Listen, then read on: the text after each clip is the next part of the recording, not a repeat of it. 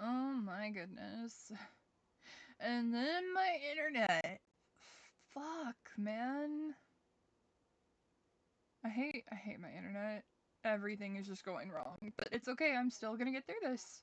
Thank you, thank you.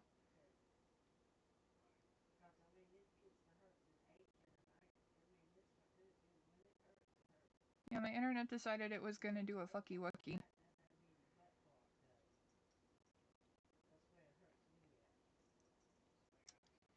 So yeah, this is turning out to be one hell of a stream. Yeah, whatever you did, your mic sounds much better. Okay, good. I don't know what happened. I don't know what happened, but whatever I did, whatever button I pressed or thing setting something, I did something. I don't even remember what I did. Um, but that's fine. That's good. I'm glad that it sounds better. I just wish I knew why my VTube studio and I wish I knew why everything was just lagging. It shouldn't be lagging. Mmm, grumble, grumble. It's still a bit choppy, but way more clear. Well, at least it's clearer. I'm sorry that it's choppy. Something is going on with my laptop, or something. I don't know. And it's really starting to upset me because it is affecting my ability to stream.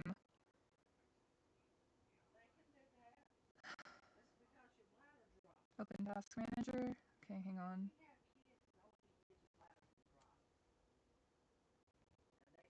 Alright, Task Manager.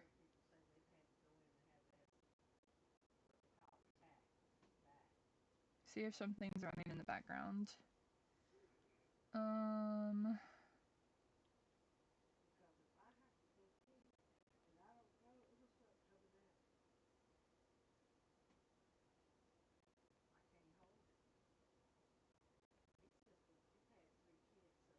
let's see. VTube Studio.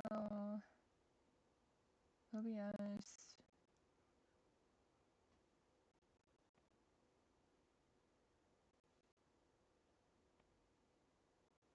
Um, Windows Explorer. Oh no, wait, that's not open.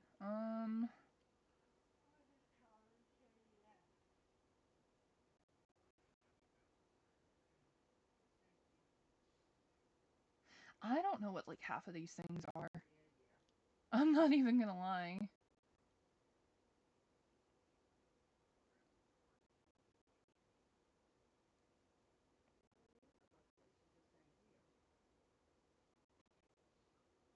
OBS browser page, what?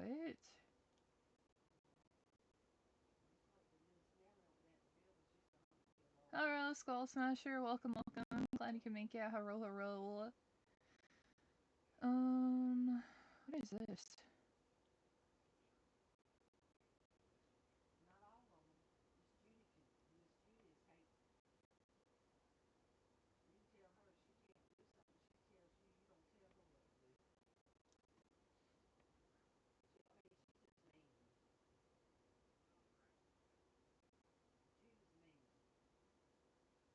It looks like there's a lot of stuff running, but I'm trying to see like what's taking up.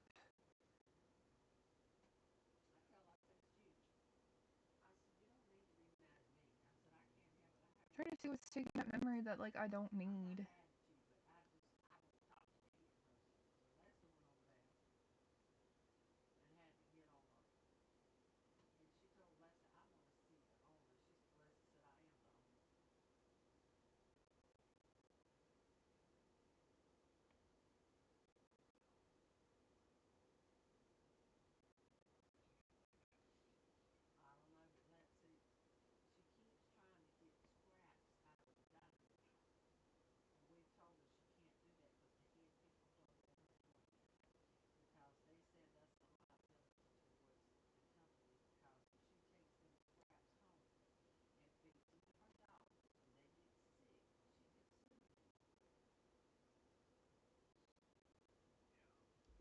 Sorry guys, I'm just sitting here like going through Task Manager to make sure that everything is good.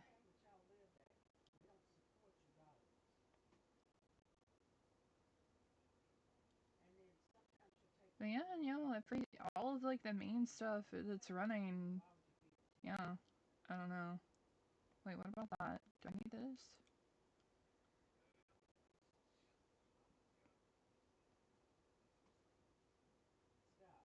Probably. I'm scared to keep closing things because I don't know what everything is. So hopefully, hopefully that the few things that I could close, hopefully it helped. I don't know. It doesn't feel like it. I'm not gonna lie. But I literally don't have anything open. That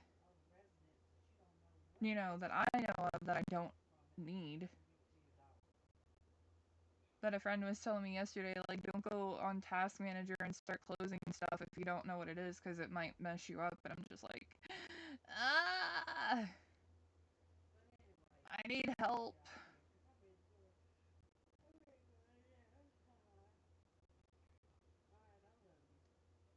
Yeah, no, everything is running really crappy.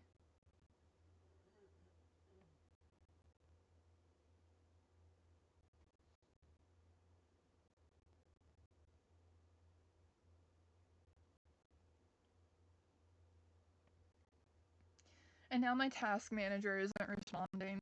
Like, I don't know what's going on.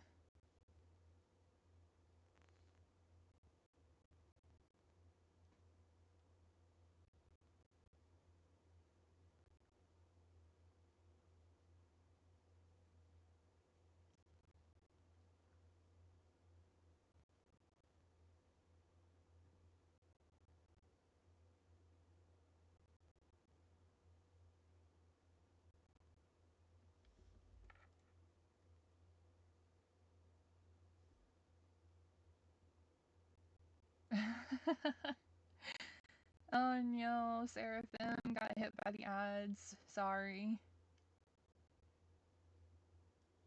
Alright,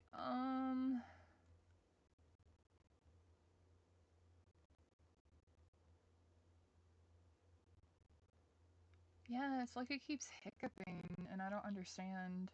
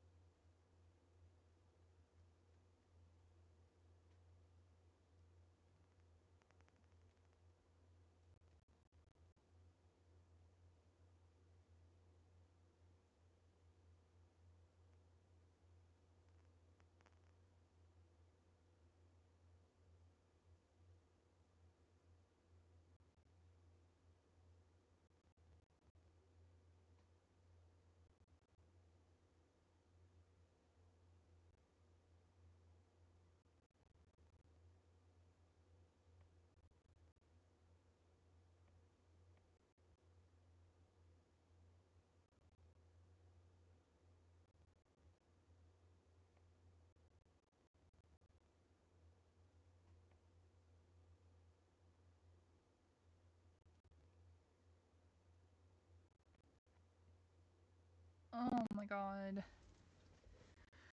OBS, why?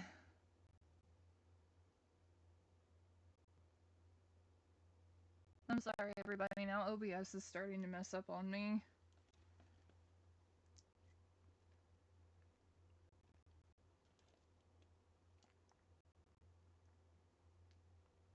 I appreciate that, Captain Quad. I may need your help. Because I'm not gonna lie, this is kind of upsetting because I have not had issues with anything since I started up until, Wednesday. And now it's just like every time I try to stream, everything is just going to absolute crap.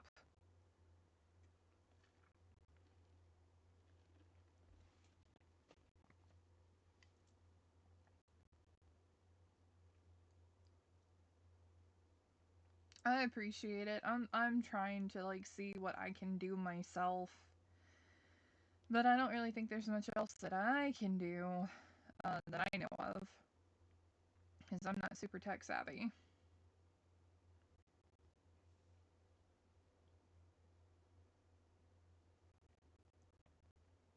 No, I'm just going to try to get into the game anyway. We'll see what happens. Unless my internet dropped again. No. Because I'm having to try to keep a check on everything on my phone too to make sure that like stream doesn't go down. Alright. So anyway. Again, we are playing Bloody Painter Dating Sim.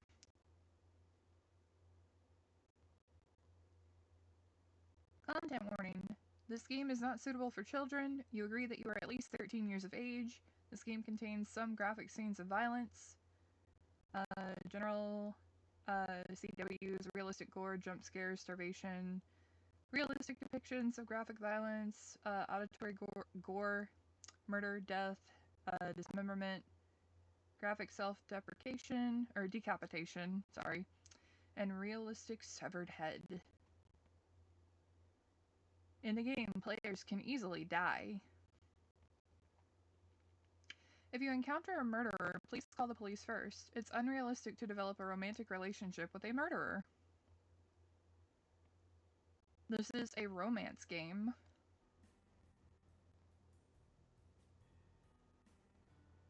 Yeah, and only 13 plus.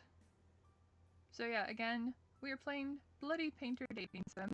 Let's go ahead and start, shall we?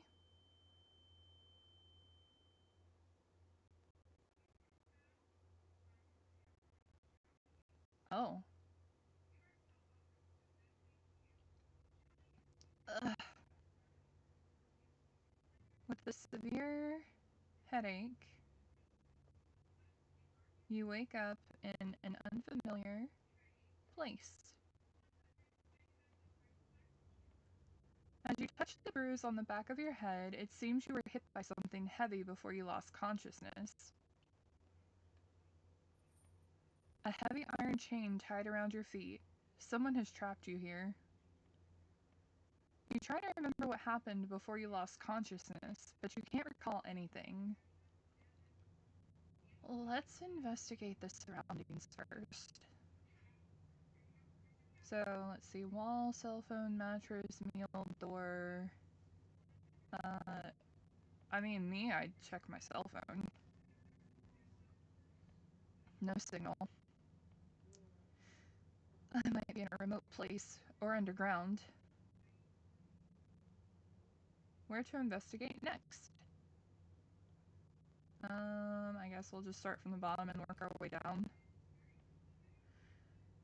The room is surrounded by 4 walls without any windows. It's weirdly cleaned up, and no ashes or sand can be seen. Looks like a prison built by a germaphobe.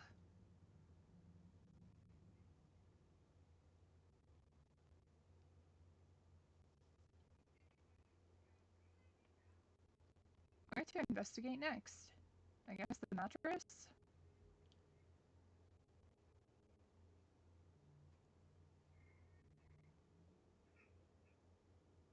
Oh, you can only redeem it so many times per stream now. I changed it. There's a mattress on the floor. The mattress feels really hard to lie on. Where to investigate next? The meal, I guess? Near the door, there's a serving of spaghetti with tomato sauce and a bottle of water. Also, a round plastic fork that's completely harmless was thoughtfully attached. It's still warm.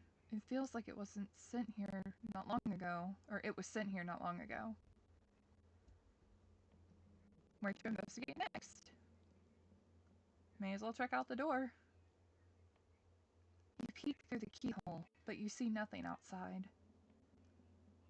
I wonder where I am. Where to investigate next?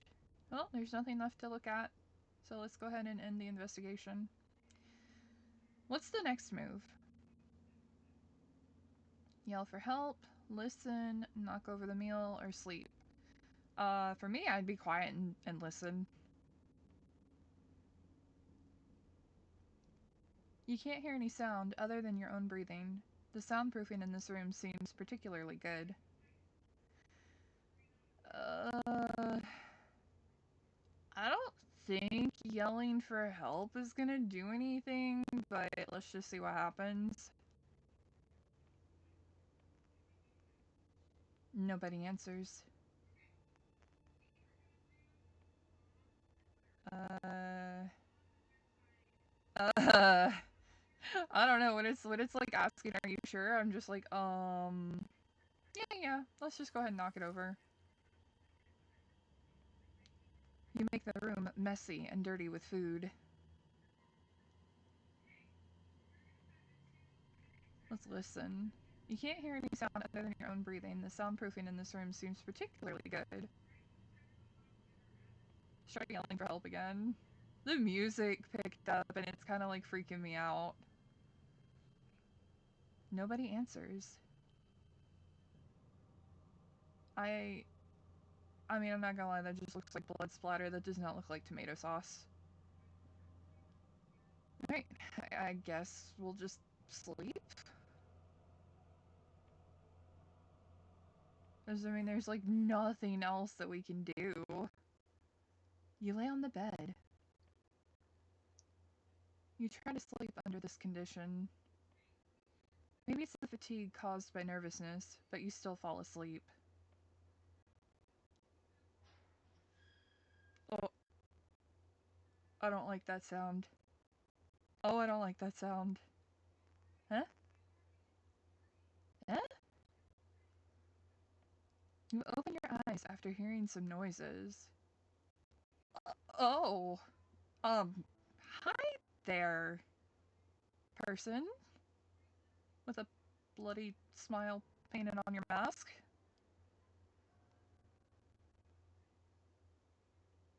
Barely can hear the game's background music. Hang on.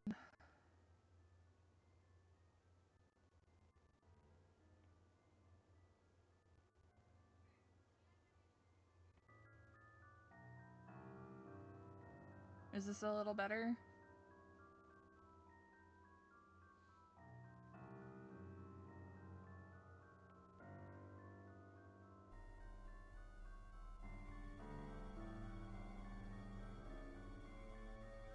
Let me know if this is better. Or if it's too loud.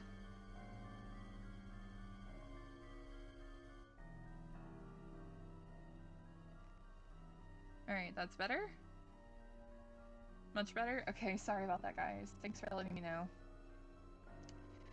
A tall man wearing a mask is squatting on the ground and looking at you with his head tilted. He looks extremely displeased. You notice the mop and bucket he brought with him. Oh, he mad. He mad I made a mess. Who are you? Why did you abduct me? He starts to clean up, ignoring your questions. After a while, the dirty room became clean, and he doesn't forget to spray alcohol everywhere to disinfect when he's done. Okay. Day 2, morning. The first day passed. You feel very hungry. There's been no food or water sent in here since yesterday. Oh, I messed up. I'm gonna starve. Sometimes when you're so hungry that your stomach hurts, you can only use your arms to press your stomach hard to relieve the pain. Day 3, night.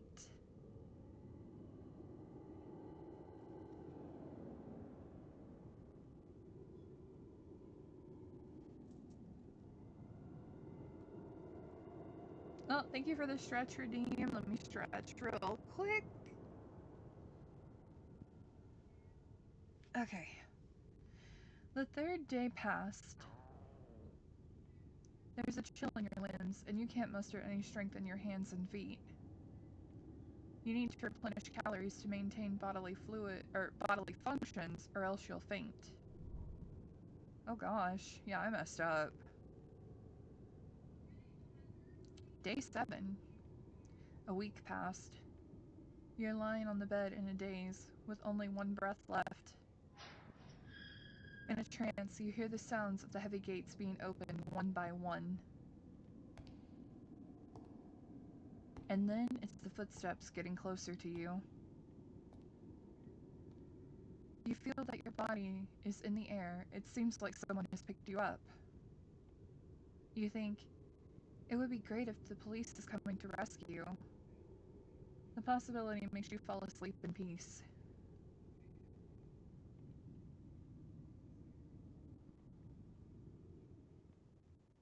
But you never wake up again.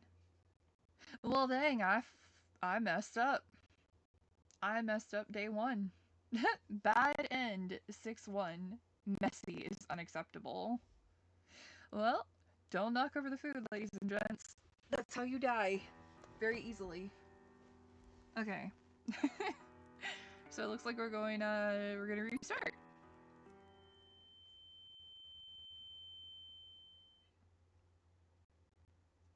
And we're not gonna knock over the food this time. Ugh. With a severe headache, you wake up in an unfamiliar place. Yep, I already died. As you touch the bruise on the back of your head, it seems you were hit by something heavy before you lost consciousness. A heavy iron chain tied around your feet. Someone has trapped you here. You try to remember what happened before you lost consciousness, but you can't recall anything. Let's investigate the surroundings first. So we've basically already done everything, so we're just gonna end the investigation without doing anything. What's the next move? I mean, literally none of this helped. But I'm a yell for help, that way I guess like they know that we're awake. Nobody answers.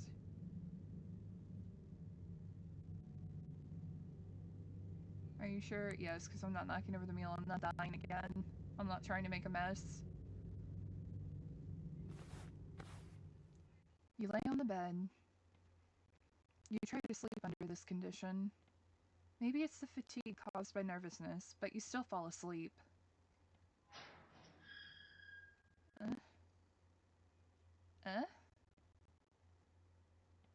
You open your eyes after hearing some noises. There he is again! Hello, strange kidnapper person. A tall man wearing a mask is squatting on the ground and looking at you with his head tilted. He remains silent, as if he's sizing up his prey. Oh my.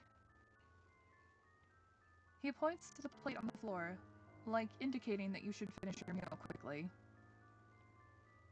Thinking that the strange man might have poisoned the meal, you shake your head in fear. Seeing you have no intention of eating, he looks quite distressed. You can't die. Oh, he has voice lines! Oh! Oh, I like this. Not now. He slowly speaks with a deep and steady voice. The freezer is full. The freezer is full? I'm sorry, what? What does that mean? The freezer is full, and there's no space for more. I'm sorry, what? 7 days. What do you mean 7 days? What are you, the Grudge? He pauses and thinks. There won't be space until 7 days later. Huh? That might be, hold on, that might be what happened after, in the first playthrough that I did, where like 7 days passed and then like he came and took her away. Because there was finally space in the freezer. If you die now, you'll rot.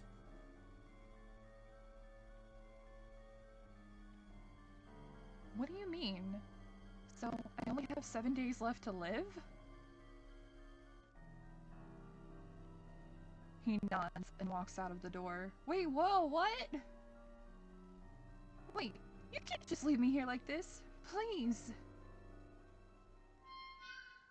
Your cries can't stop the door from closing.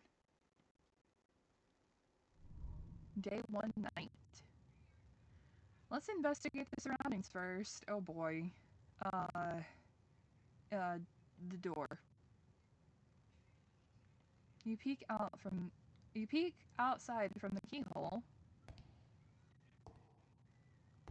You see the shadow of the man walking around. Seems to be busy with something. What is he doing? I guess the meal? A bread and bottle of water. Okay, the mattress. Sleep to end the day. I can't eat the meal? I mean,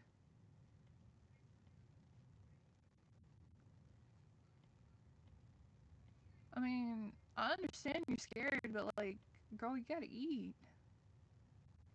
I guess I don't really have a choice but to sleep and end the day. There's like nothing else I can do.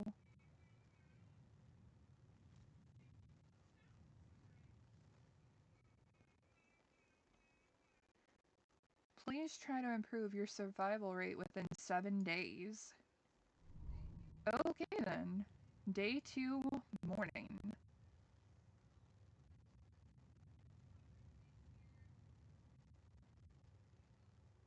The audacity of calling croissant bread like normal bread, I know, right? Alright, so it's day 2 in the morning. Let's investigate and look around. I guess we'll check out the meal, because it's empty. So, I guess she did eat the croissant and drink the water after all? Alright, let's check out the door. You check the keyhole. You seem to see something. Oh, this is creepy. I don't know what this is, but it is kind of creepy. You see there is a vague figure at the end of the door. Yell for help. I'm just gonna, like, look quietly. You sense something wrong and realize what that is after. Wait. You sense something wrong and realize what that is after narrowing your eyes. That is an artwork made of the human body, not a human being. Oh god! That scared me! Oh my god, that scared me! Oh jeez, okay. I'm good. You hear the door open. You slowly push the door, and there's no trace of the strange man. First, you go into a room with a large freezer, sink, and operating table. Oh gosh. Then, you open another heavy door. You find yourself in a room full of glass display jars. The jars are all filled with specimens made from human body parts.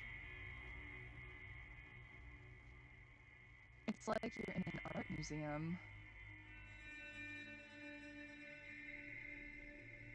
Could it be that he wanted to freeze me as material for specimen artwork? You're thinking. You're seeing this scene.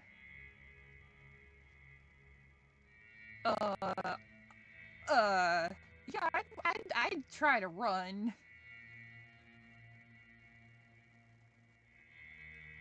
You look for a door to escape everywhere, but just can't find any. With an idea, you lie on the wall and start tapping, trying to find if there is a hidden secret passage. Oh no! Just when you're tapping, someone covers your face with a small towel from behind. Well, crap. You pass out after struggling for 2 to 3 minutes. Oof. You're back in the small room when you wake up, and the door is locked. Bro, why did he let me out to see that? There's no such chance ever again after that. You can only eat the meal he sends every day, and wait for the 7th day to come. Oh no! I think I messed up. Oh no, yep, we got another bad end. Bad end 6-3. Lamb to the slaughter. Well, can I, like, is there a point that I can load from so that way I don't have to, like, I guess not, because I don't even know how to save. It's fine. Maybe if we, gotta head out, gotta get ready for work. Oh no, Dark Wolf, no worries, no worries. Thanks for hanging out, I do appreciate it. I hope that you have a wonderful, wonderful rest of your day. Take care and stay safe. Hopefully I'll catch you again soon. But I'm thinking that we do everything that we did before. But instead of, like, trying to run away or, like, screaming out, if we admire the artwork, like, maybe we can, like, get along with him and, like, maybe it'll help us survive. So I'm not gonna read all this again because we've already been through all of this. Can I just skip? Alright, cool. We're just gonna end the investigation. Yeah. We're just gonna sleep. This is not gonna do any good not to.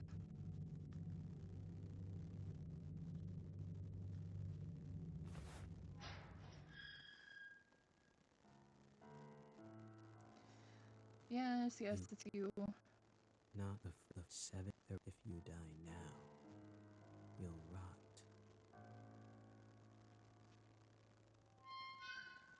Alright. We really don't need to investigate. We're just gonna sleep and end day 1.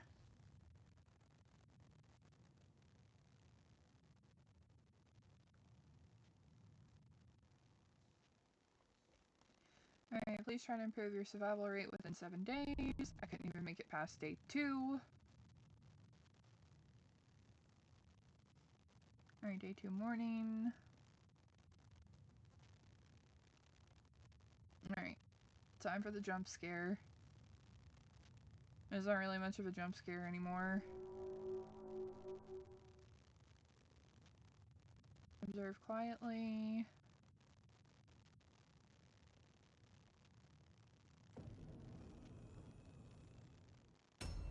Yep. There's the jump scare that got me the first time.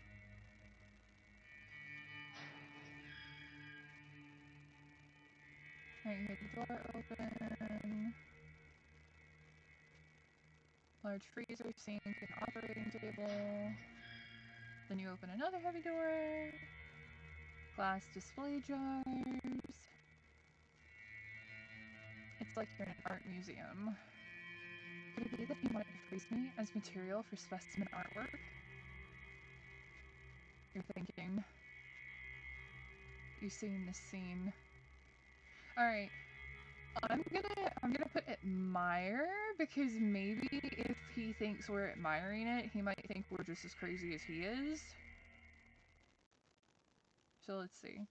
You look around and admire his work with relish. You look at them for 15 minutes straight. Interesting. Oh. You hear a voice coming from the corner.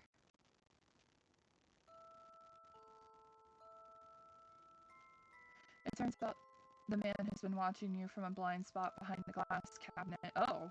So he was hiding there the whole time, so that explains how he knew that I was trying to get away earlier. Okay. See? I knew, something told me if we played along, he wouldn't hurt us. For now. I like them. They're so beautiful.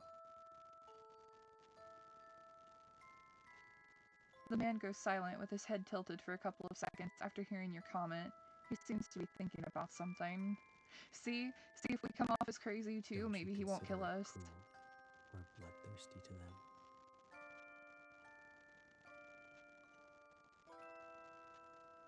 No, I feel nothing at all. You're such a weirdo. Hold on, you're the one who made all this stuff and you're calling me the weirdo. What? Excuse you, good sir, whose name I do not know. You think, aren't you talking about yourself? Yeah, exactly. Like, you have no room to call me the weirdo. You're the one who made this stuff. After you have a tour in his display room, he locks you back in the small room you were in. But I think he favors me a little bit more now.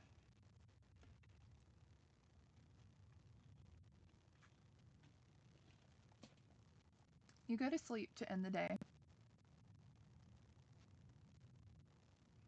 But no, I think I am winning his favor. Your survival rate increases. Yep, we just gotta be crazy. We just gotta be crazy too. That's all it is. Crazy likes crazy. Until noon, you don't see breakfast or lunch being delivered. You're already starving. You're waiting for him to bring dinner, but what you get is not dinner. Wait, what? Instead, you hear the door was opened. A light shines through the crack of the half-open door, looking like an intriguing invitation. You open the door and walk into that light. You first arrive at the room with an operating table outside of the door. But this time, the operating table is not empty. There's a defrosted human corpse on it? Oh. The man pops out of somewhere.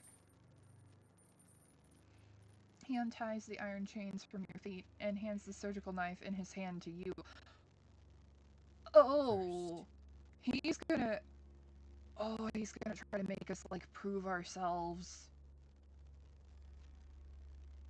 Where do you think the first cut should be? Oh no! I've come too far! Wait, can I save? Can I save? Can I save? Menu, menu, menu. Yes. Okay, hold up. Save.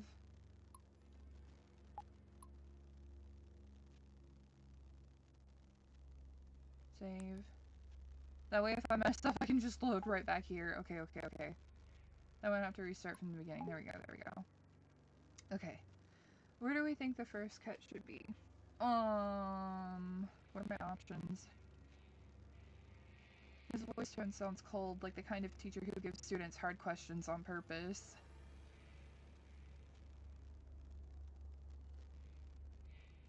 Oh, man. Because I just saved, I kind of want to try attacking him, but I don't think that's going to go well. A different title, I meet Psycho and train to become one. For real though, like that's like what you have to do. Alright, like I said, because I just saved, I'm gonna attack him and see what happens. You turn around quickly and try to stab him with the surgical knife. Oh, he anticipated it. He anticipated it. Oh no. But he seems to already know you would do that and hold you down quickly. You were indeed pretending. Dang it. He locked you back in the small room you were in. There's no such chance ever again after that. You can only eat the meal he sends every day and wait for the 7th day to come. Yep, I knew it. But that's why I saved. That is why I saved. Alright, so we've got bad and 6-4. Smart ass. Well, at least I learned how to save. Alright, so we're just gonna load back in from where we were. Alright, where do you think the first cut should be? I mean, surgical knife won't be deep enough to make someone die. Yeah, true. Alright, so can't do it is probably going to be the same outcome, but I'm going to do it just to see. You can't hurt innocent people, even if it's a corpse. But if you don't cut it, the man will know you're just pretending to admire his artworks to survive. After struggling with your thoughts, you drop the knife in your hand in fear. You were indeed pretending. It's pretty much the same outcome. Yeah. Okay, I didn't know if it might be a little different, but not really. Alright, you just have to wait for the 7th day to come. Then it's gonna be bad end. Another bad end. Bad end 6-5. Too soft-hearted. Alright, load. Yeah, so like I said, we have to like really go deep into this role.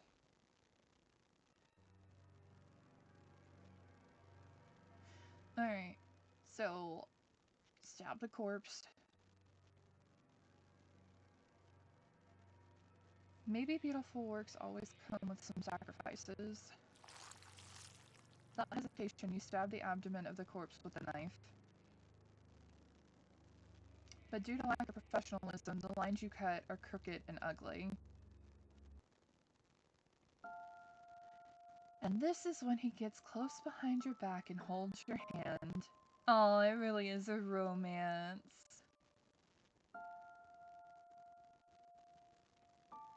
You're both holding the surgical knife, like you two are cutting a cake together. With his hand, the lines you cut become smooth and clean.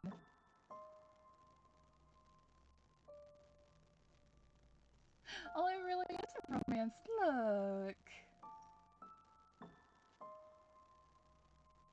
You can smell an ocean perfume on him due to how close you are. It seems to be sprayed to cover up the smell of formalin? What is formalin? No, seriously. Anybody know? Formalin? Hang on. Anyway, this gives me Angel of Death vibes, right? It does. Most romantic moment in this horror game for now, I know, right? Anywho. No, I agree, this is like the most romantic moment thus far. And it did say at the beginning that this was a romance anime. I mean, a romance game.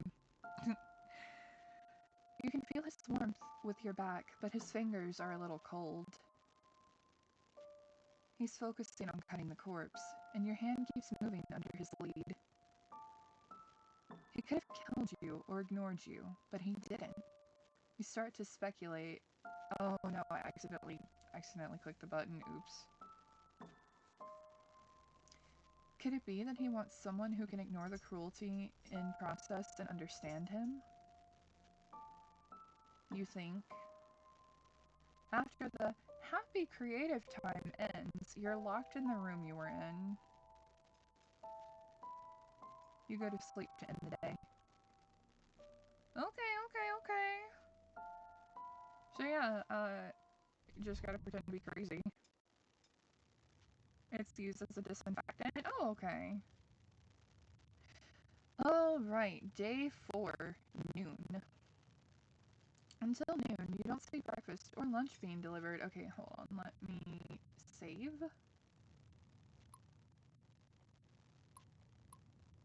We're just gonna go to slot 1. Because we're doing pretty well so far. Back to the game.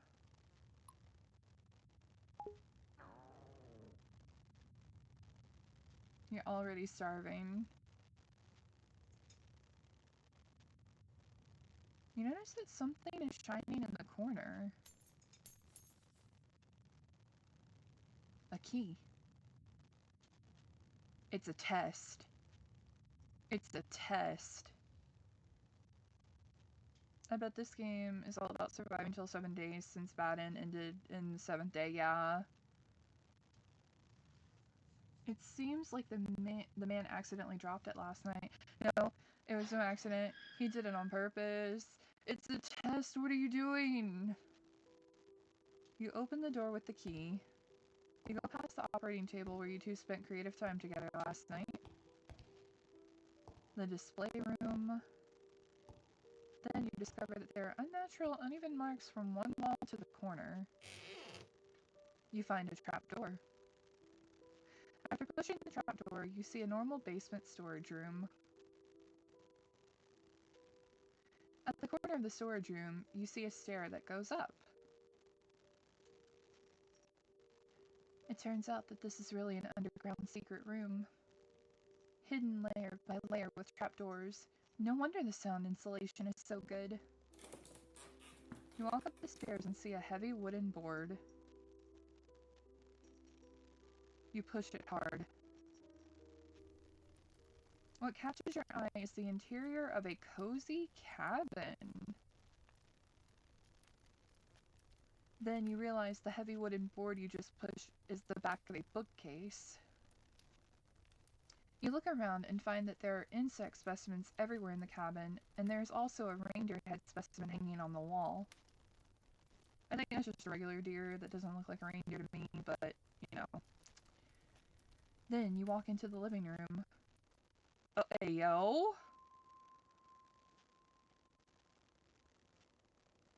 You see a young man with a handsome face and pale skin lying on the sofa. Hey, yo, is this the masked man? It's gotta be, right?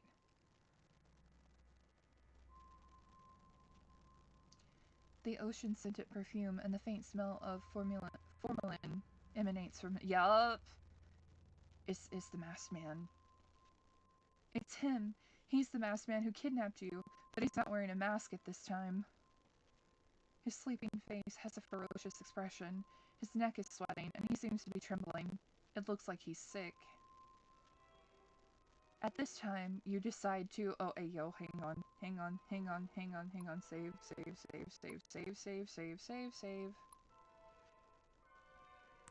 We're just gonna... Oh, I can't read this. I'm going to assume that's yes. Okay. A sip moment? I mean, he don't look half bad, I'm not gonna lie.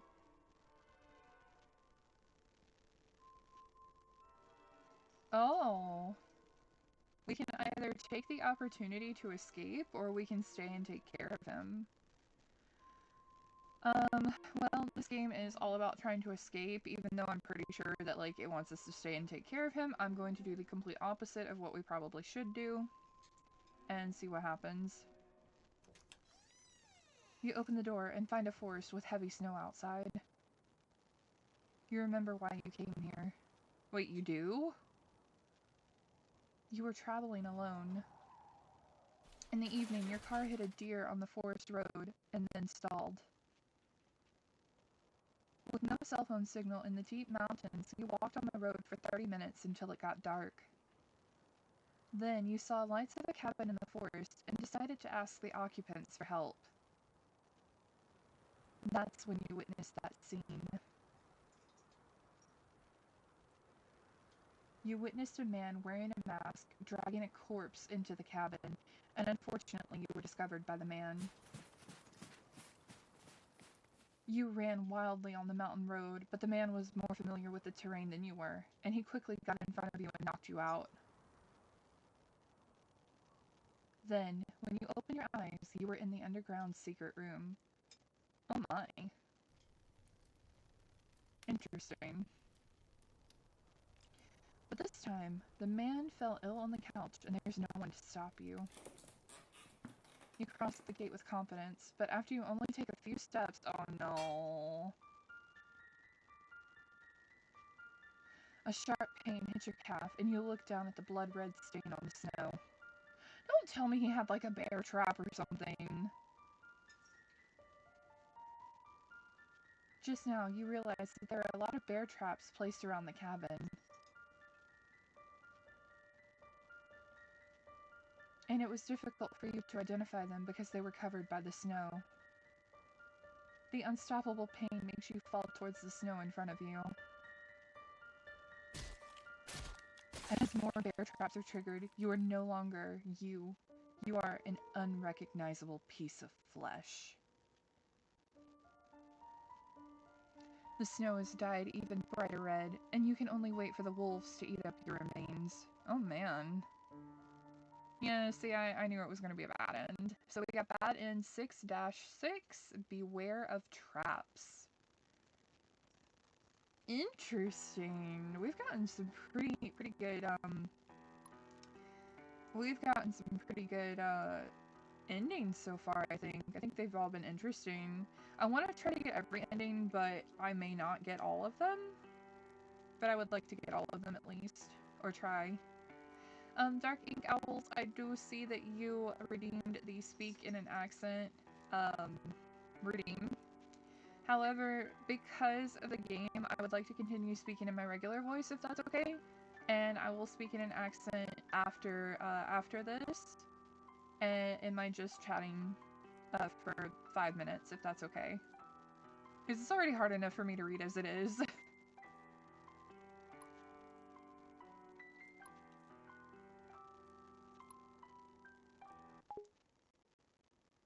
After only 15 minutes, I am here.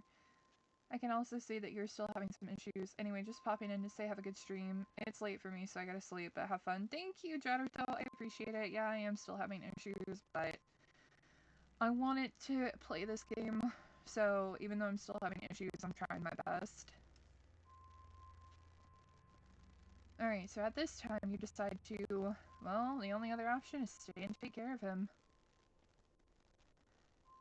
You can't bear to leave him alone, so you reach out and touch his forehead. Whoa, so hot. You try to find something that can cool him down. Let's investigate. Oh god, we're investigating again. Oh no, I should have saved. Let's investigate the living room. The living room is spotlessly clean.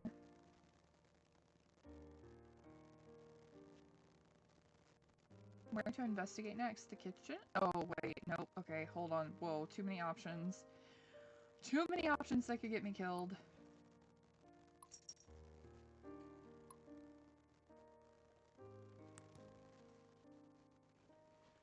Good luck, have fun. Thank you, Jartel. Take care.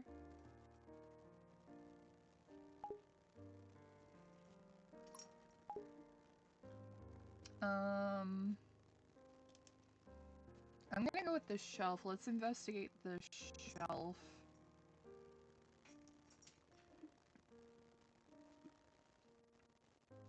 There's a jar of cocoa powder and a cup on it. Let's make him a cup of cocoa. Where to investigate next? Photo frame? There's a photo frame on the shelf. It's a photo of him standing at the entrance of the Judicial Mental Hospital with a man in a doctor's robe. So he's like certified crazy.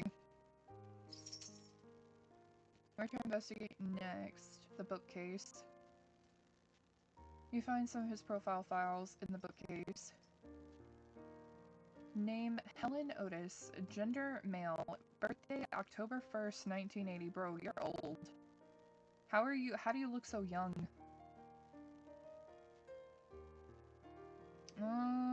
You know what, let's just check the sofa. You don't think it's good for a patient to sleep on the sofa, but you can't move him with your strength.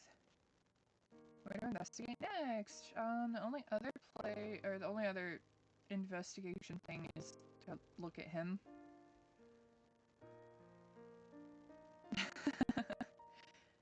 His expression is ferocious. He seems to be in pain. He's still having a fever. Where to investigate next? End investigation. Yes. I'm scared to look in the locked box. Oh, hang on. Actually, hang on. Think again. Think again. Think again. Menu. Menu, menu, menu, menu. Menu. Save. Because, from here it could be a split path.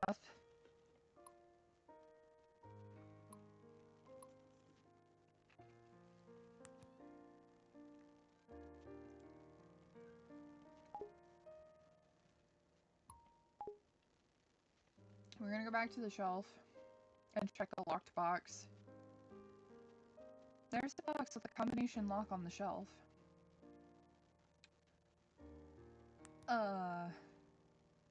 Yeah, no, let me not, because if I mess up, it's gonna wake him up and make him mad. I didn't check the specimens. Hold on, let me check that.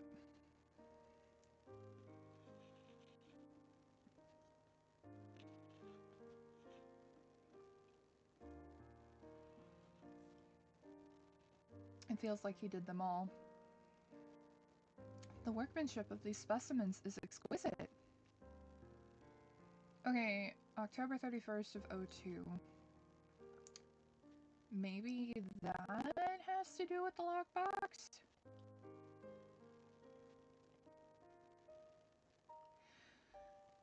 October 1, 1980. The shelf. Lockbox. So it's either 10/31.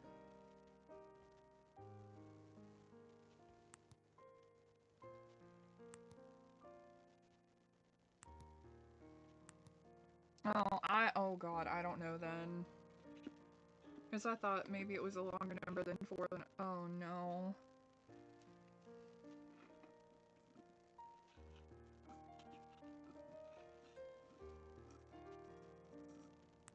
I'm scared. Maybe 1080? Because he was born in October of 1980? I'm so scared.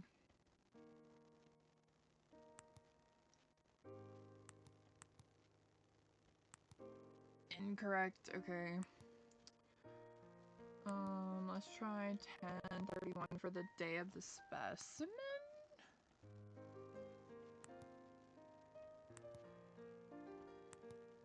Incorrect.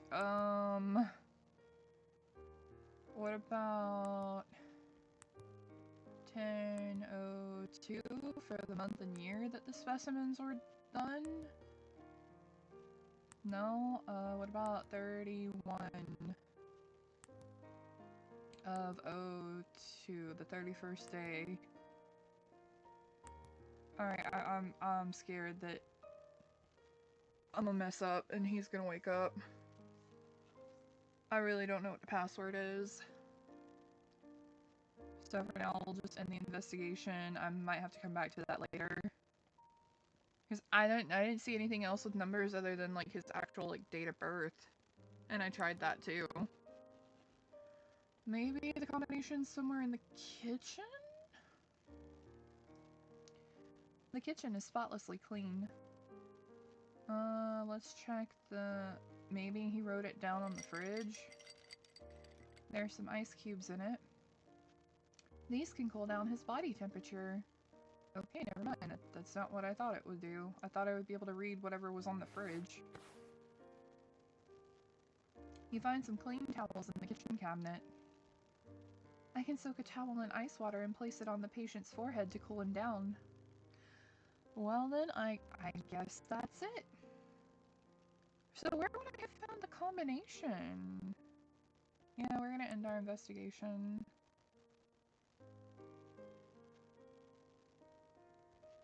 I want to know where I can find the combination though.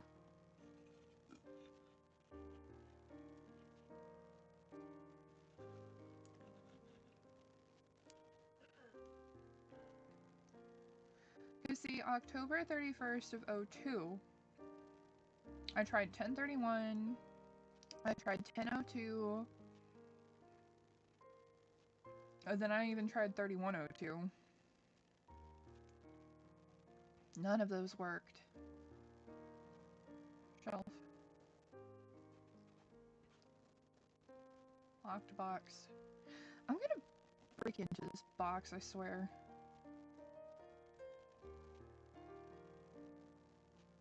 Alright, what about... I did 1080, right? Because he was born in 1980. Wait, what if it's just 1980? What if it's just the year he was born?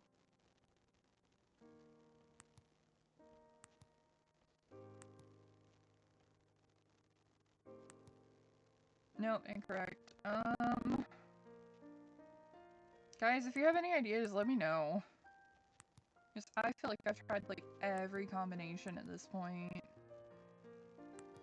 That, like, makes sense.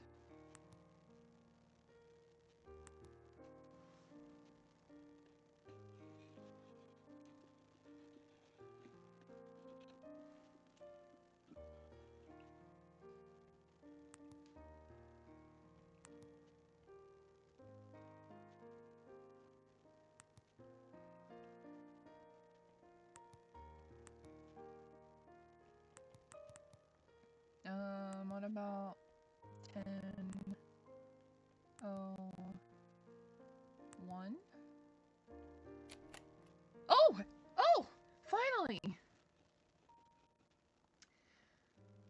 There's a note in the box that says V equal. Oh my god, I'm never gonna remember this.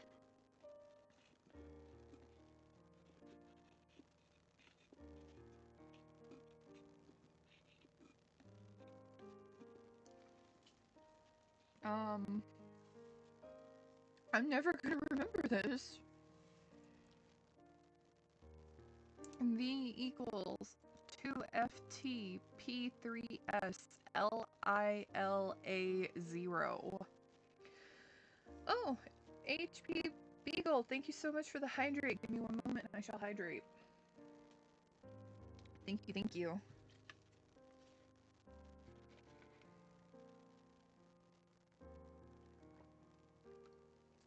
Okay, I have hydrated.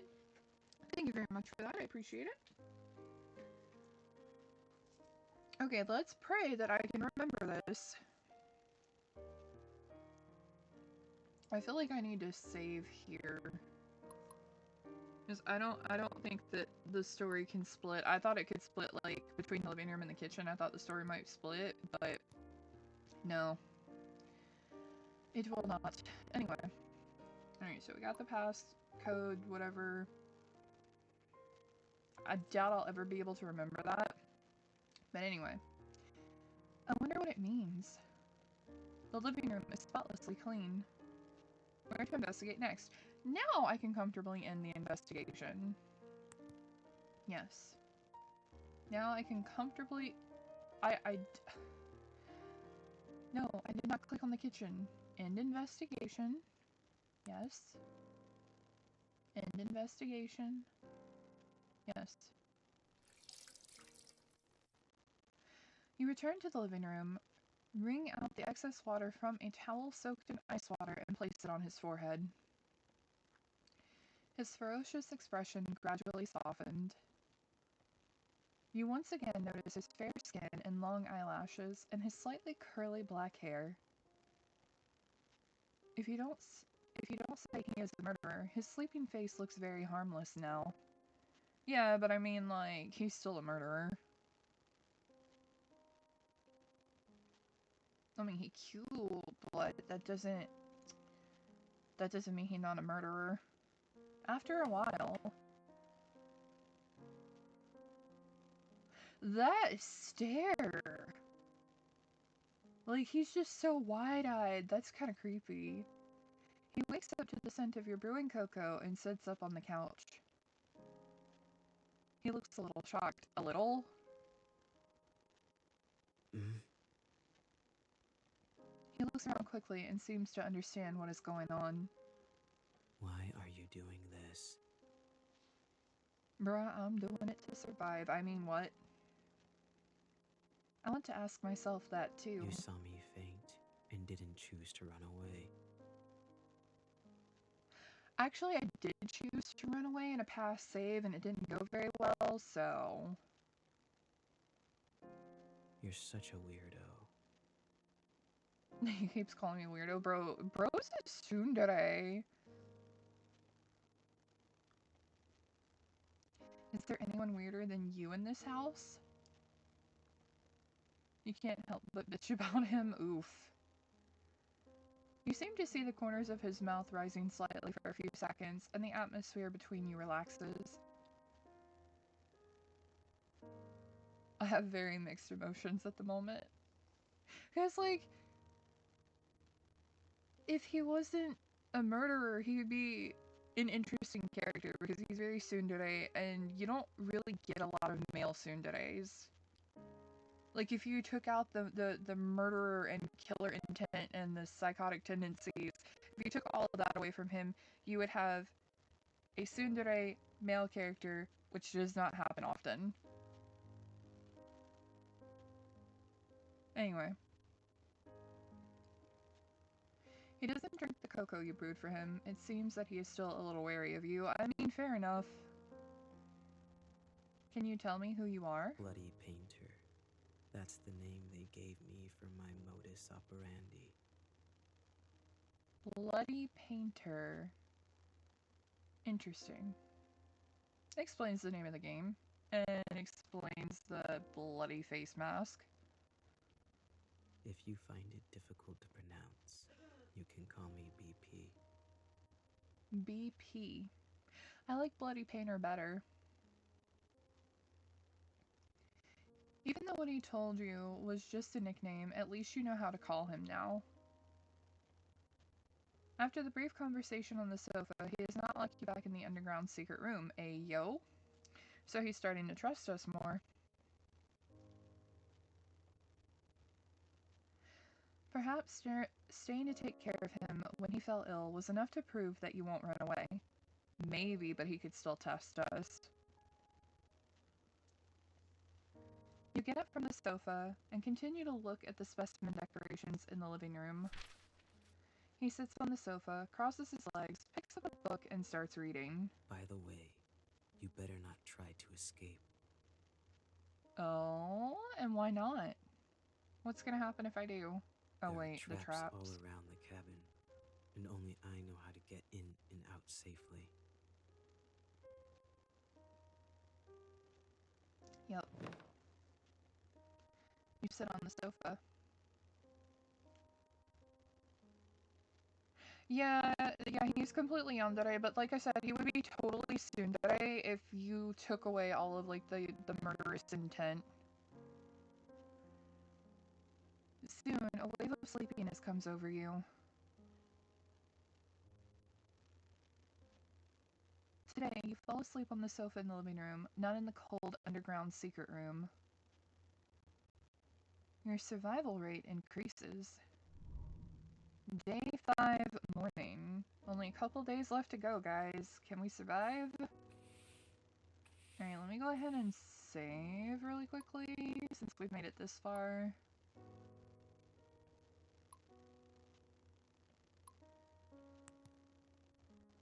Alright, day 5. You see him busy cleaning in and out of the house early in the morning. I'll come help too.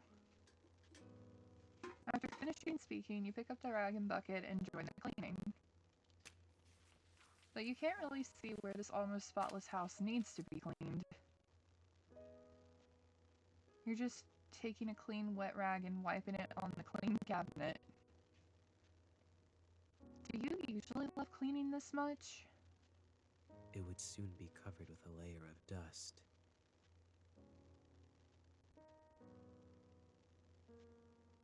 He missed like a whole half of his sentence, but okay.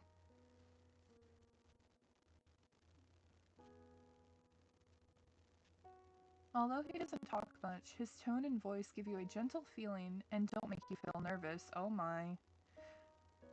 Oh no, our MC is beginning to develop Stockholm Syndrome. You climb up the short ladder and wipe the high cabinets with a rag. Suddenly, a cockroach crawls out from the crack in the cabinet. You are so frightened that you lose your balance and fall backwards. You close your eyes, but what you get is not the pain of falling to the ground, but a warm feeling. Oh my!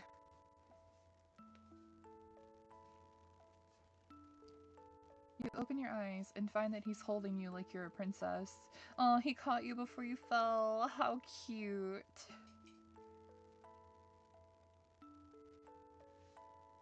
He catches you with the same old cold expression on his face. I mean... Are you alright? Oh. He's actually worried about our well-being? That's interesting.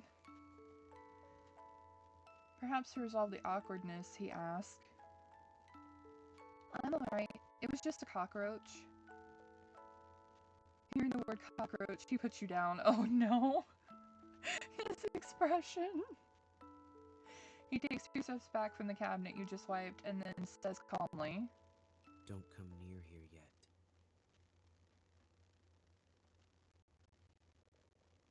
Why? It's dangerous. Dangerous? What? It's just a bug.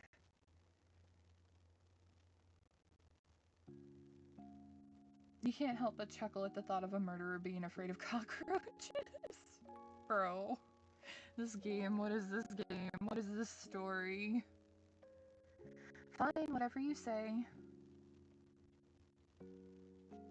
The interaction just now makes you feel a little warmth from this cold murderer. At least you see more of his reactions and expressions. This is the rare relaxation you have felt in these tense days.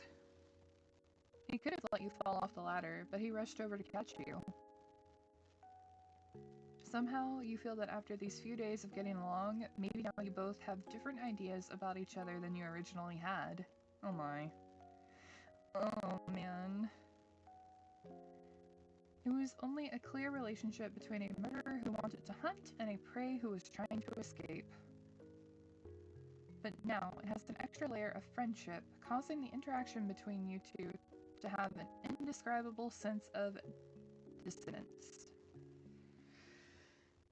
Just when you pick up the old newspaper and prepare to wipe the windows, you find a police car parked on the road in the distance.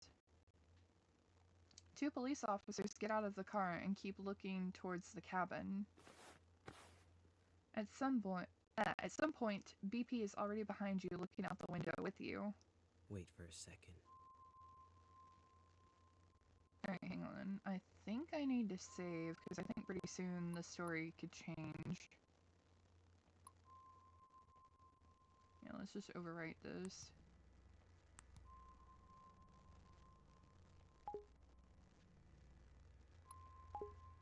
Alright. And then he walks out of the door to talk to the police officers. Is there anything I can help you with? Are you Mr. Otis? Yes, I am. Have you ever seen these people around here? The police officer takes out some photos from his pocket. Have these people committed a crime and are running away? No, these people are the missing people around this area. I haven't seen them before, but wolves and bears often appear around here. Can we check out your cabin? Yes, come in. BP behaves very kindly and politely. After speaking, he leads the way for the police officers. Please, follow my footsteps. I placed some traps near the cabin to protect against wild wolves and bears. You don't want to step on them.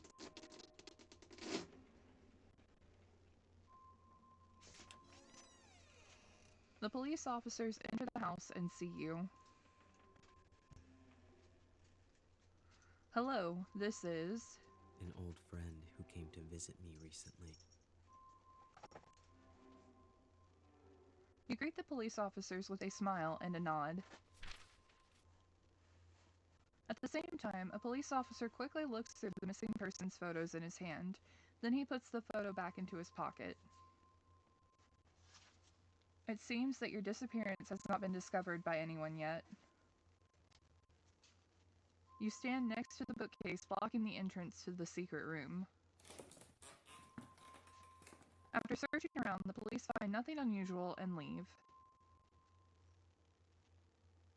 His trust in you increases. Today, you still sleep on the couch in the living room instead of in the cold basement.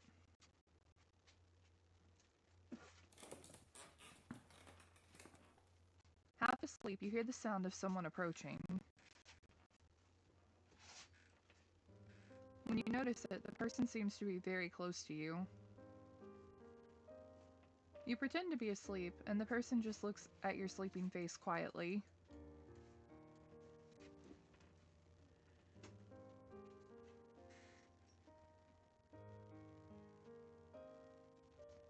The man stretches out his hand and takes it back just as he is about to touch your hair. He's embarrassed. He's embarrassed. That's actually kind of cute. He turns around and leaves. Hmm?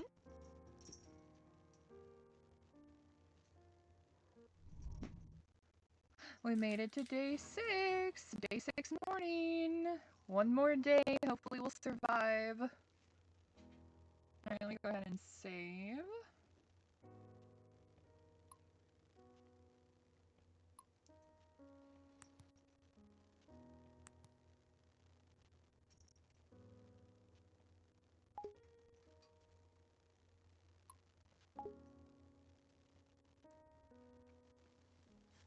Alright. You see him busy in the kitchen for a while. Then, breakfast is served in front of you. Ooh, what's for breakfast?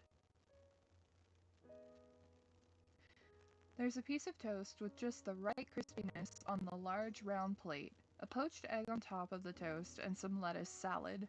That actually doesn't look too bad, just minus the tomato. This is half horror, half romance, I know, right? I thought it would be, like, really interesting for the Valentine's Day stream, even though it's technically not Valentine's Day anymore in my time zone, but still. The plating looks delicious. The drink is a cup of freshly brewed hot cocoa, so he's a cocoa person, not a coffee person. The cutlery he gives you is still a round plastic fork with no offensive features, so he trusts you, but not completely yet.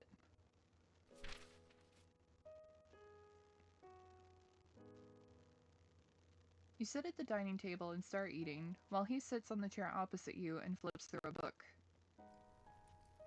It's still snowing outside, and listening to the squeaking sound of the fireplace, the atmosphere in the cabin is particularly comfortable. As long as you ignore the fact that you're in the same room with the murderer who kidnapped you, everything is really relaxing. You look at him, who is full of mysteries, and some questions arise in your mind. And you decide to... Ooh, okay. Save. Save, because this is where it could all go wrong.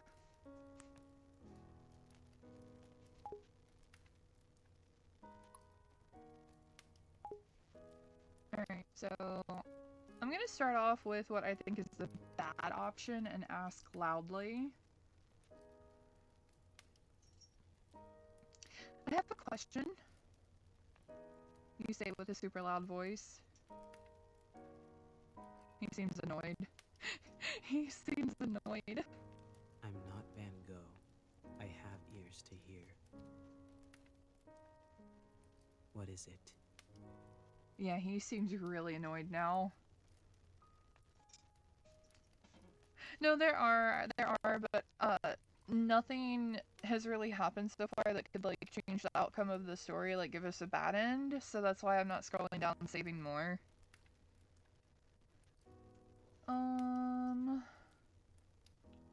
Let's see. What book do you usually read? Pick up the book next to you and read it. What work are you going to use me for? I want to ask what work are you going to use me for, but I'm going to just start off with what book do you usually read? Usually, I would read some anatomy and taxidermy books, but today is different.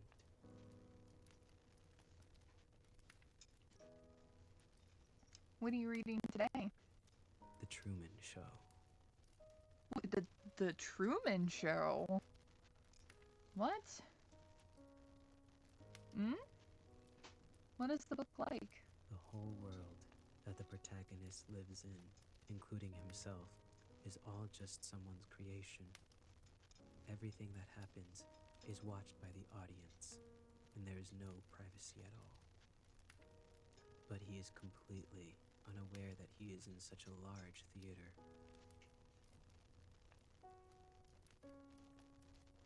Very ridiculous, right? I can't imagine this to happen in reality, or to me. If our world was like the Truman Show, how would the audience view the current situation?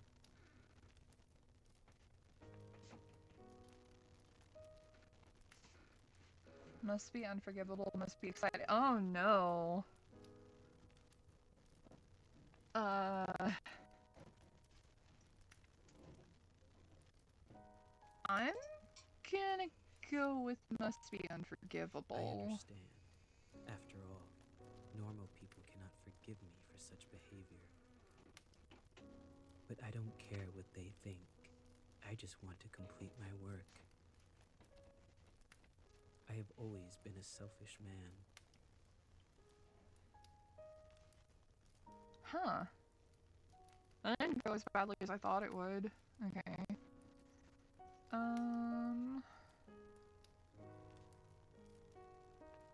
Let's go with what work are you gonna use me for?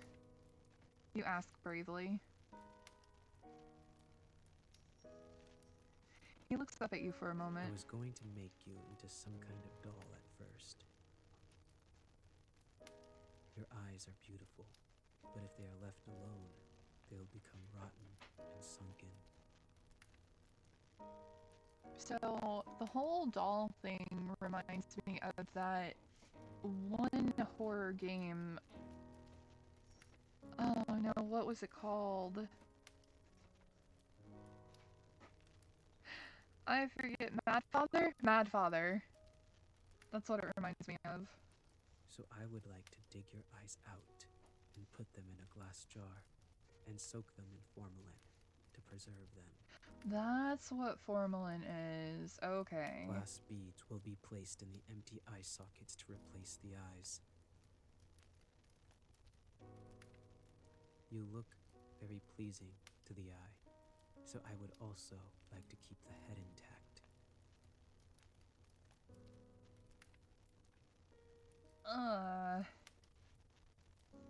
Yeah, no, I gotta stay on his good side. Thanks for the You're welcome. compliment.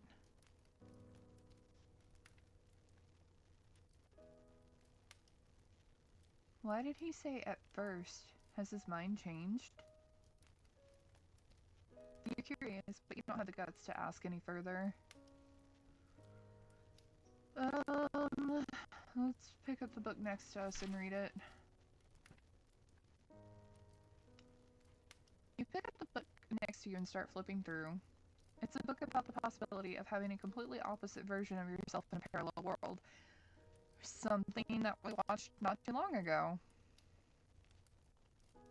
If there's a complete opposite version of you, what do you think it would be like? Oh, that book.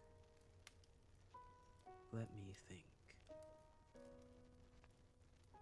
Probably a guy wearing a burgundy coat and always having a smile on his face. Why is it a burgundy coat? Because I like blue. If he is the opposite of me, he should like red, right? That's interesting.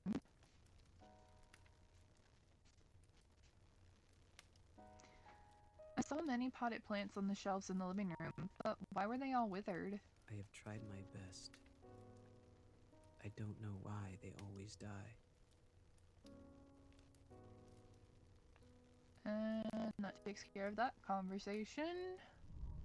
Day 6, noon. So it's the afternoon of the same day.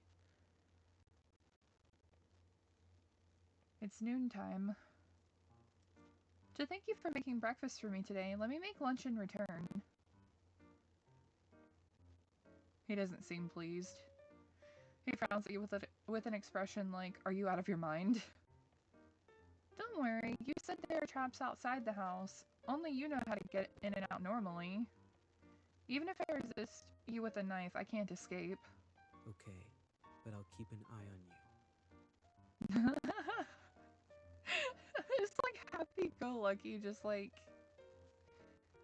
slice of life anime Don't try music. anything stupid. It's so out of place and yet fits so perfectly. Great. As for what to cook and the ingredients, well, a bad idea flashes through your head and curiosity makes you ask. Do you eat human flesh? No, why would I do that? I mean, why do you do anything you do? I just use human bodies as materials for making art, and I never think about eating them. I thought you murderers all had some degree of cannibalism. Let's put it this way. Do you eat paint and painting tools? He seems really annoyed. Just because I kill people to use as materials to make works doesn't mean I will eat them. Also, I'm different from those who have fun committing a crime and kill purely for the sake of killing. Don't confuse me with that kind of unprincipled guy. He's like, I have morals, I have standards. I don't kill just to kill, I kill for art. That doesn't make you much better. I wouldn't do anything unless necessary. You are here only because you witnessed the crime scene. I see. After hearing this, you decide to...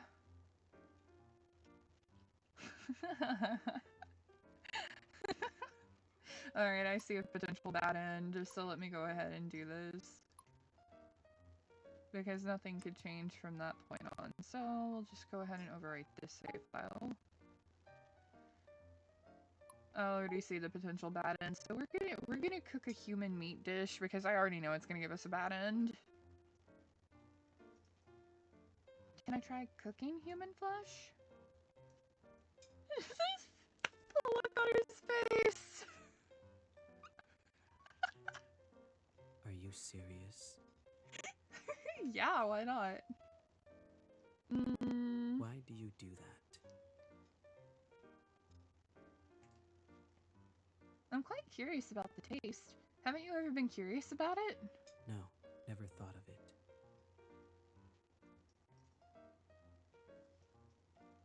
This also helps you get rid of unnecessary material, doesn't it? I do have some useless cuts of meat in the basement freezer.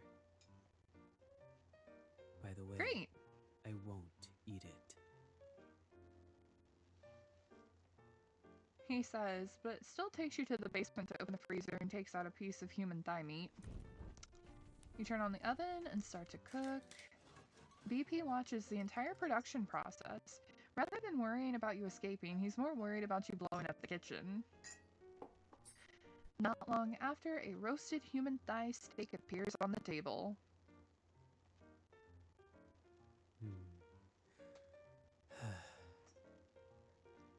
He stares at the human steak on the table and has no intention of eating.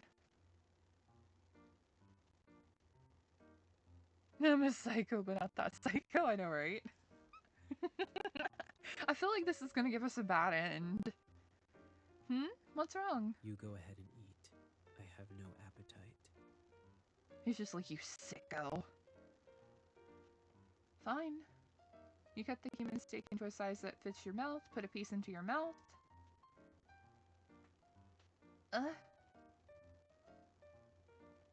The human flesh tastes firm, very chewy, and has a distinct beefy flavor. It tastes a bit like venison. Although it's delicious, it's difficult to chew, so you chew it for a very long time. He just looks so annoyed and like disgusted. BP frowns and sits aside, watching you eating with gusto. It's really delicious. Wouldn't you like some?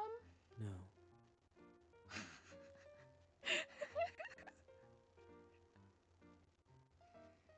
He continues to watch you eating with gusto. At this point, your fork accidentally falls to the ground. You bend down to pick up the fork that had fallen to the bottom of the table, then raise your head to continue eating. You look at your plate and notice that there seems to be a piece of meat missing. Not bad. It doesn't give us a bad end? I thought this would give us a bad end. But he actually tried it. He actually tried it. Did you say something? Nothing. He licks his fingertips and says, "You had a fairly pleasant afternoon." Day 6, late at night. Hey. Huh? You're woken up from your sleep by the man. Whoa. Hey, whoa, you're incredibly close there, dude. His face is close to you, and his blue eyes are staring at you. Hmm? What's wrong? You sit up on the couch and rub your eyes. Got to go. Gotta go. I've noticed something unusual about the number of police cars patrolling nearby recently. They must have some relevant evidence and are doubting it. It is very likely there is an ambush outside. It's snowing heavily outside now, and I think it's time to leave now. Come with me or not. It's your choice. Oh. Hang on. We now have a really important decision, so I'm gonna have to save in slot 5.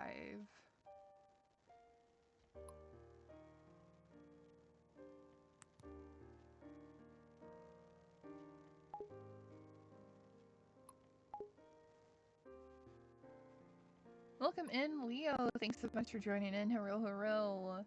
We are currently playing Bloody Painter Dating Sim. We're actually a pretty good ways into the story, I think. Alright, so we choose to stay or go with him. Honestly, at this point, I want to see what happens if we go with him. Because only he knows his way around the traps. What do you want me to do? I'm fine with both choices, but I need you to look me in the eyes and tell me, what do you prefer me do? You stare at his eyes. I prefer. He hesitates to speak and looks away, looking like he's thinking about something.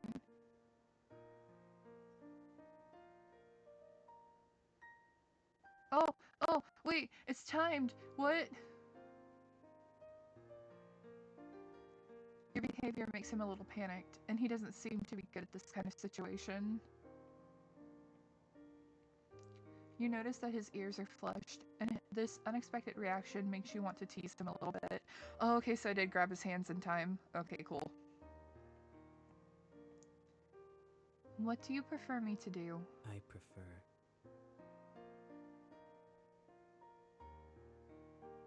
After a moment of silence, he slowly speaks. That you come with me. He wants us to go with him! A psycho for murderer to cannibal in 7 days, for real. He tries hard to look you in the eyes and speaks his thoughts. We'll set off early tomorrow morning. Oh, he's blushing. Oh, how adorable. Day 7.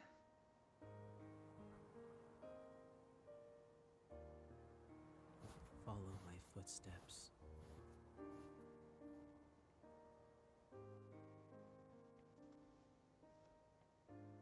You follow the shoe prints he leaves in the snow and finally succeed in avoiding the many traps around the cabin. Just as you're walking through the forest, you hear movement behind you. Freeze! In the snowstorm, several policemen who are lying in ambush chase after you. You ignore them and keep running forward. Bang! A gunshot shoots across the sky and you feel a pain in your left calf. You were shot. He turns to look at you as if he's considering whether to leave you. Run! You yell at him. But he approaches you. Huh? And he holds you in his arms. You feel a warmth on your forehead. Forehead kiss? Forehead kiss? Forehead kiss! He kisses your forehead. Ah! Forehead kiss! Let's go.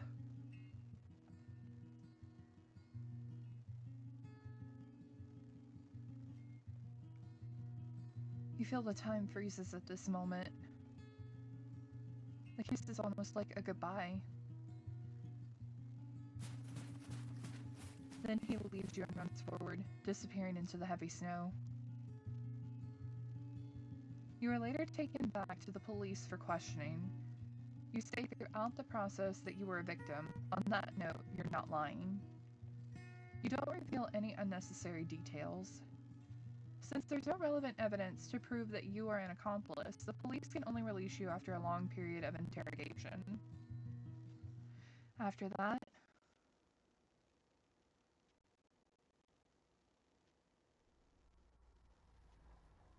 well, she had a really nice place, though.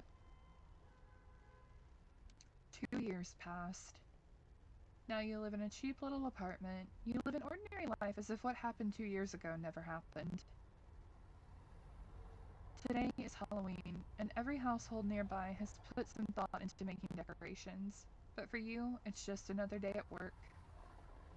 Bro, I felt that. When you return to your apartment after getting off work in the evening, the strange thing is that as soon as you open the door, you feel a gust of wind. You remember that you closed the window before going out. Just when you're about to close the window... Nani? You find a gift left by someone on the table next to the windowsill, a red rose. You don't know why, but you have a feeling that BP has been here. Every Halloween after that, you receive a rose at your residence. It's like a once-a-year greeting. Although he says nothing, the rose seems to tell everything. Although you have certain similarities, you are two people from different worlds after all. Perhaps living your own life this way is the best outcome for both of you. So I'm assuming this is like the good end? Yeah, good end 4-2 different worlds. Okay, so this is a good end. Oh my god, how many endings are there? Okay, let's see. There are a couple of different things that I can do. Let's go to... What was it? Day 6? Save 5. Let's load from here. Alright, come with me or not, it's your choice. You choose to... Let's see what happens if we stay.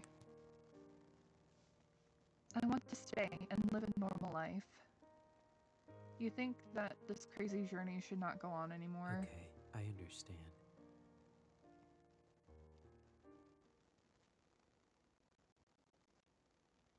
Suddenly, his face slowly moves closer to you. Just when he's about to touch you, he takes a piece of cloth and covers your mouth and nose hard. After struggling hard for 2 to 3 minutes, your consciousness gradually becomes blurred.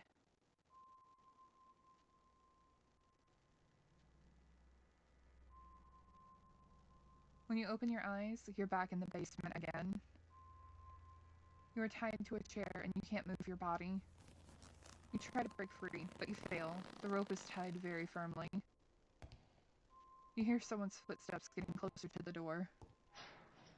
The door opens. He walks in slowly, holding something behind his back.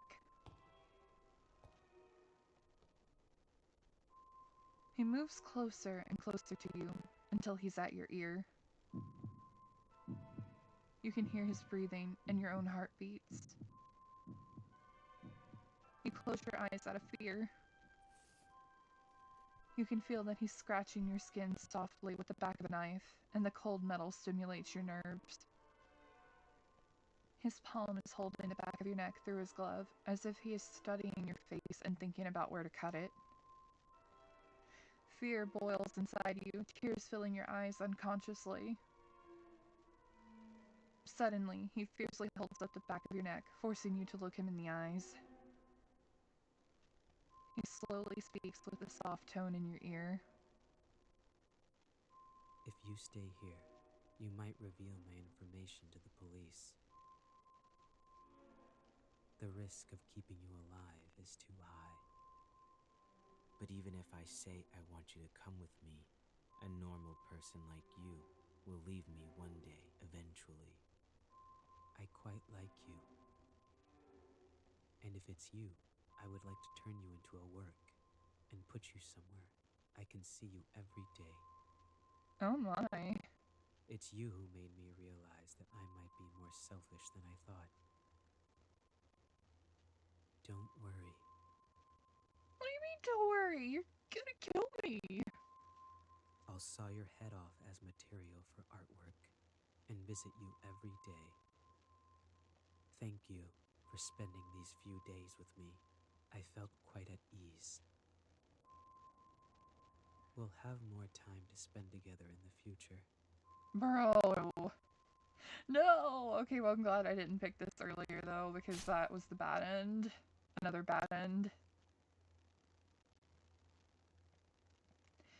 The red flower flows from the neck. Wait, it's still continuing?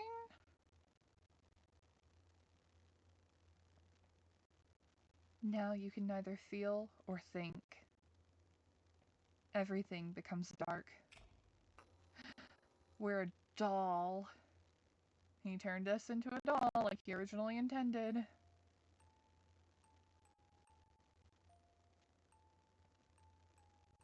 Your body and your skull are separated.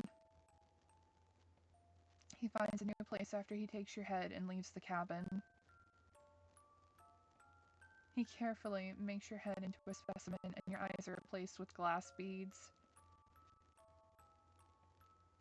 You are made into a beautiful but also creepy doll, and he visits you often. You become his favorite work. You are with him forever in the form of art. That is like some mad father stuff right there. But apparently that's another good end. Favorite work. Okay. So let's load up again from day 6 late at night and see what happens.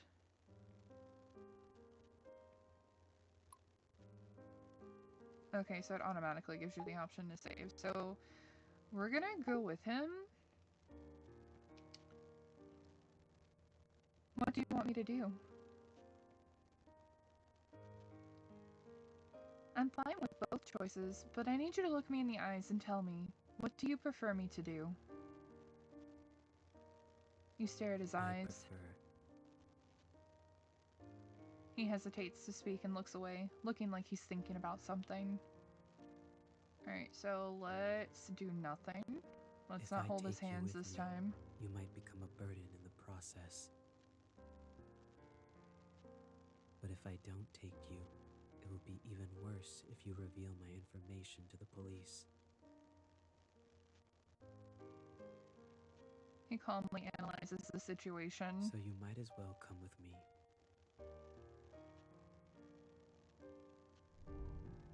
Okay, fair enough. Follow my footsteps. You follow the shoe prints he leaves in the snow and finally succeed in avoiding the many traps around the cabin. Just as you're walking through the forest, you hear movement behind you.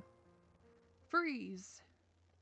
In the snowstorm, several policemen who are lying in ambush chase after you. You ignore them and keep running forward. Bang! A gunshot shoots across the sky, and you feel a pain in your left calf. You are shot. He turns to look at you as if he's considering whether to leave you. He approaches you. And he holds you in his arms. Then, you feel a pain in your back. The hand he is holding around you from behind has a sharp blade. He pierces your body with the sharp blade over and over again until you lose consciousness.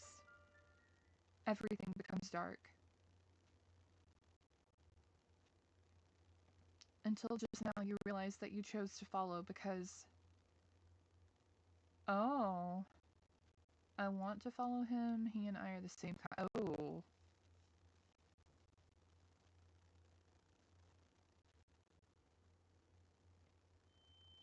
I'm just gonna put I want to follow him and see what happens.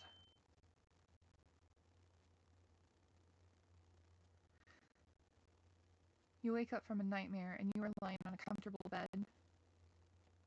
You look around and find yourself in a cozy looking room with specimens hanging on the walls. Are you all right? The man asks as he opens the door. I'm alright. 2 years after that night 2 years ago, even after you were shot in the leg, the two of you continued to run forward in the snow. I thought he stabbed you in the back.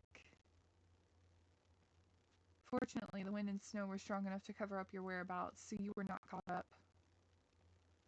After that, you came to another remote, mountainous area and rented another cabin to settle here. If you're fine, get up quickly. I will need your help in today's creation. Yes, teacher. He is actually teaching her. Huh. Bring me the bone saw. Okay. Iron in the blood will trigger a luminol reaction. Any area with bloodstains outside should be wiped with hydrogen peroxide at least 3 times. Wiping blood-stained areas with hydrogen peroxide reduces the luminescence, but when it's dark, it still glows obviously to the naked eye. So, try not to leave bloodstains anywhere other than the basement. Got it. Good girl. You're learning fast.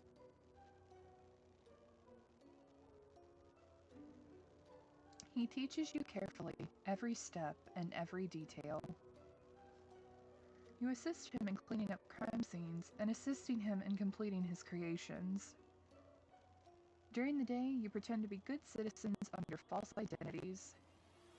And at night, in a place where people can't see you, you create creations that are outraged by both humans and gods. The paranoia of art, the clean and neat killing methods, the cautious and intelligent thoughts, the neat and invisible crime scenes. You are obsessed with everything about him, and he is the person you long to follow. You long to become the second him under his leadership. Bro, we obsessed like hardcore. What in the world? He is a good mentor. Rather than pampering his disciple, he prefers to use guidance to let you learn freely. You have become a pawn that he is proud of. For him, you would do anything. Until an accident occurred while committing a crime, his legs were permanently injured and he could only walk with crutches since then.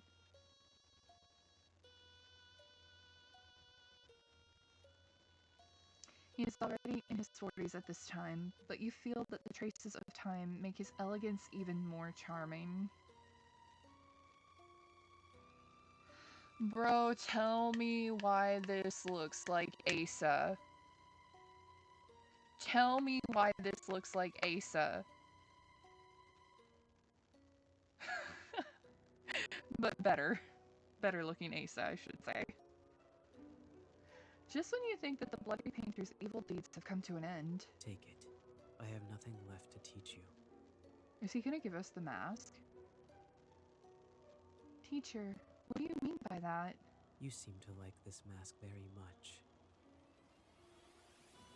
I don't think I'll use it anymore, so I'll give it to you. What to do next is up to you.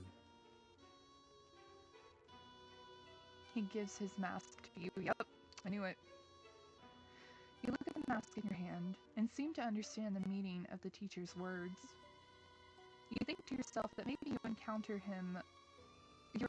with him years ago was just for this moment. I won't disappoint you.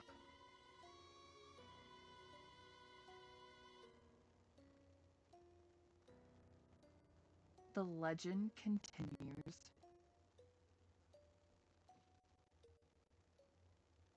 Good End 4-3, Master and Disciple. You know, that was a really interesting ending. Alright, so let's see. Let's go back and reload. I don't even know how many of the endings I've gotten at this point, I'm not even gonna lie. But let's go back and reload. Alright, it's gonna give me the option to save. I don't need to save. Alright, so we're gonna choose to go with him.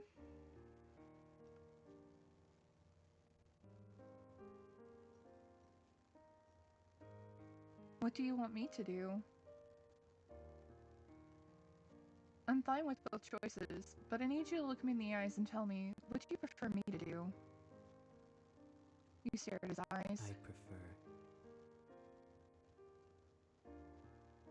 He hesitates to speak and looks away, looking like he's thinking about something. Alright, let's grab his hands. Your behavior makes him a little panicked, and he doesn't seem to be good at this kind of situation. You notice that his ears are flushed, and this unexpected reaction makes you want to tease him a little bit. Oh no, wait, I shouldn't have grabbed his hands! Hold on, I gotta reload. Because I don't think there's another option for this, and well, you know what, let's keep going to make sure I prefer. that there's not another, like, ending possibility. After a moment of silence, he slowly speaks. Let you come with me. Aww, how cute, how cute. He tries hard to look you in the eyes and speaks his thoughts. We'll set off early tomorrow morning. Alright, day 7. I don't think there's an alternate ending with this one. I was supposed to not grab his hands, but it's okay. We'll just double check. Follow my footsteps. You follow the shoe prints he leaves in the snow and finally succeed in avoiding the many traps around the cabin. Just as you're walking through the forest, you hear movement behind you. Freeze! In the snowstorm, several policemen who are lying in ambush chase after you. You ignore them and keep running forward. Bang! A gunshot across the sky, and you feel a pain in your left calf. You are shot. He turns to look at you, as if he's considering whether to leave you. Run! You yell at him. But he approaches you.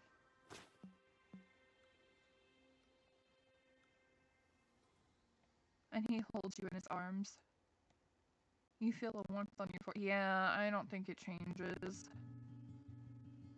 I think this is just like the romantic ending where like it's two different worlds. I don't think there's any other decision. You feel the time freezes at this moment. The kiss is almost like a goodbye.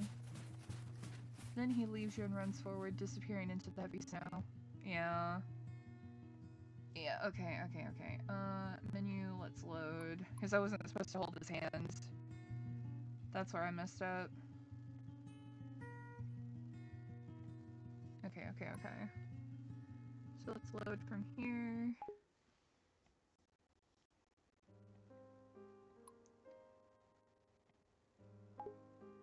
Alright, so we're gonna go with him. We're not gonna grab his hands this time. And then when we get to that point when we're outside and we can make the two choices after he stabs us in the back or whatever, I'm gonna pick the other option and see what that does.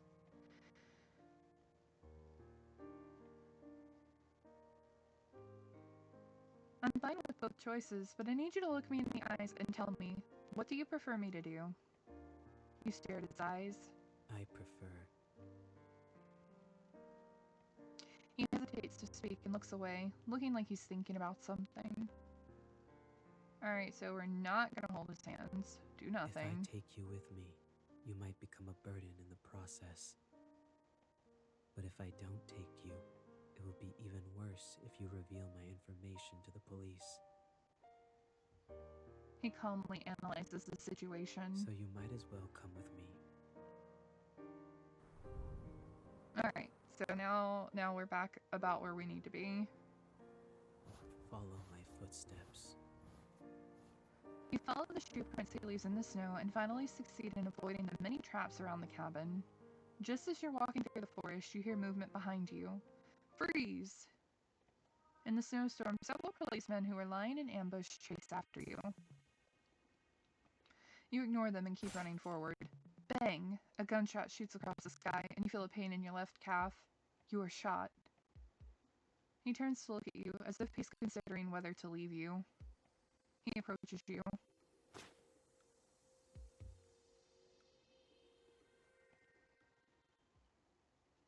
And he holds you in his arms. Then you feel a pain in your back. The hand he is holding around you from behind has a sharp blade. He pierces your body with that sharp blade over and over and over again until you lose consciousness. Everything becomes dark. Until just now, you realize that you chose to follow because... Alright, so we're gonna pick he and I are the same kind. See if that changes anything. I don't think it is. It looks like no matter which we choose, we end up here. So let's see. You wake up from a nightmare, and you are lying on a comfortable bed. You look around and find yourself in a cozy-looking room with specimens hanging on the walls. Are you all right? The man asks as he opens the door. I'm alright. 2 years after that night 2 years ago, even after you were shot in the leg, the two of you continued to run forward in the snow. Fortunately, the wind and snow were strong enough to cover up your whereabouts, so you were not caught up. After that, you came to another remote mountainous area and rented another cabin to settle here. I heard someone talk very frequently in her sleep. Oh, this is different. I was just having a nightmare. Oh. Oh. Okay then. Oh, it moved forward without me. I didn't even get to read it. There's nothing to be afraid of. I didn't even get to read it. I didn't click anything. I didn't get to read it though. There's nothing more dangerous than me here. He is right. If you were just an ordinary person, you should be worried about the murderer living under the same roof as you now, rather than a nightmare. But you are not an ordinary person. You are as cold-blooded and emotionless as him. You two are equally evil, but this makes you both find a sense of belonging in the other.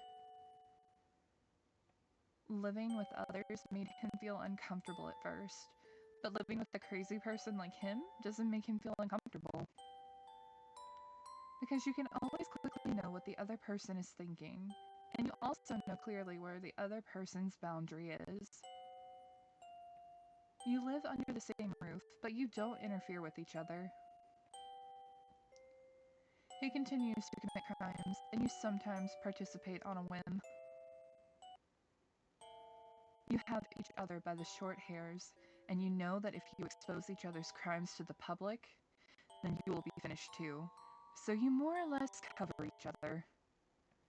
You have a strange, symbiotic relationship where you sometimes dislike each other and sometimes deceive one another. But you also have absolute trust in each other. Two madmen keeping each other company.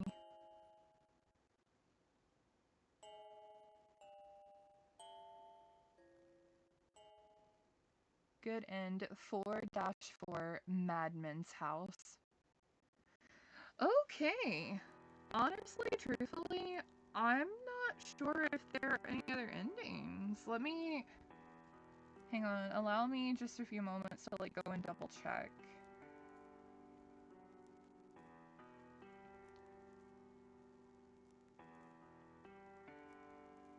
Because I know we've gotten quite a few endings. I just want to make sure that we've gotten all of them. If not, then I'm not really sure where to go from here. Bloody, Painter, Dating Sim, endings.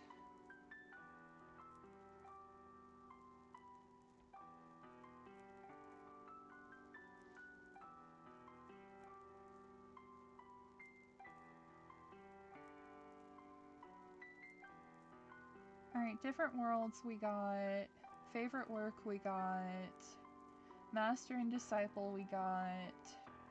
Madman's House we just got. Messy is Unacceptable we've gotten. Did we get You're Not Even Good Enough to Be Material? No, we didn't. Okay. So to get that ending, I gotta go back. I gotta go back quite a bit. I think I gotta go back. Was it day 30? No. No, I think I have to start over. Hang on. Because I think it's in day 2. That we get the other ending the other bad ending that I didn't get. So let's skip all of this. We're just gonna go ahead and end the investigation, and we're gonna just immediately go to sleep. Because we don't need to be in day 1, we need to be in day 2.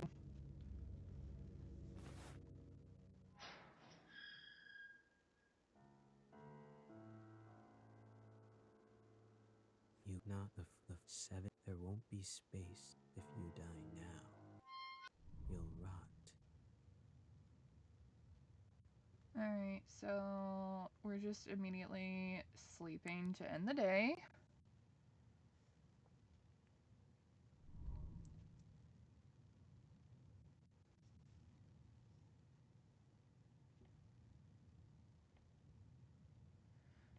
Alright, so we're just gonna peek at the door. We're just gonna skip all of this. Observe quietly. Jump scare.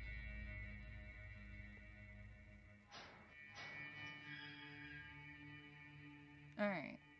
This is where we need to be to get that other bad end that we didn't get because we didn't scream fuck earlier.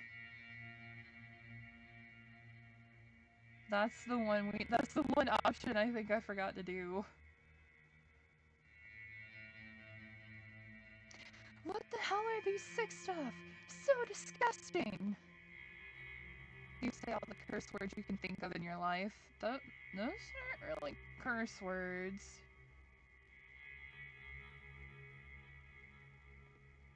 You raise your fist and smash it against the glass cabinet, but stop just before your fist hits it. Your wrist is grabbed by someone. Before you realize it, the man is already standing behind you. The last thing I welcome is an uneducated person like you. You feel a twinge in your abdomen, and then the red warm liquid flows out. Ooh, that scream. He kills you, and he cleans up the scene carefully. After dissolving you with strong acid, he buries you in the garden. Bad end 6-2. You're not even good enough to be material. No, Skull Smasher. We never got to a point where we needed that information, surprisingly. Alright, so we finally got that bad end. Alright, let me double check and make sure that we've gotten every ending now. Because we got Lamb to the Slaughter, Smartass, Too Soft-Hearted, Beware of Traps.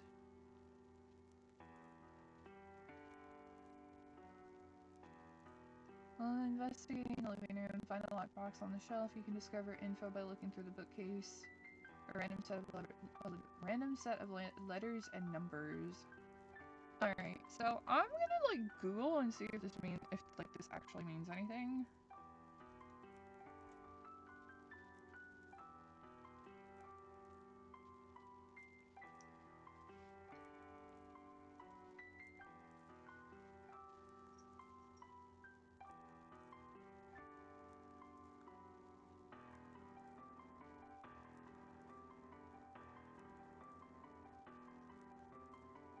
Alright, so apparently it's a YouTube. It's like a YouTube video that it links to. I would put it up on screen. Yeah, yeah, yeah, yeah, yeah.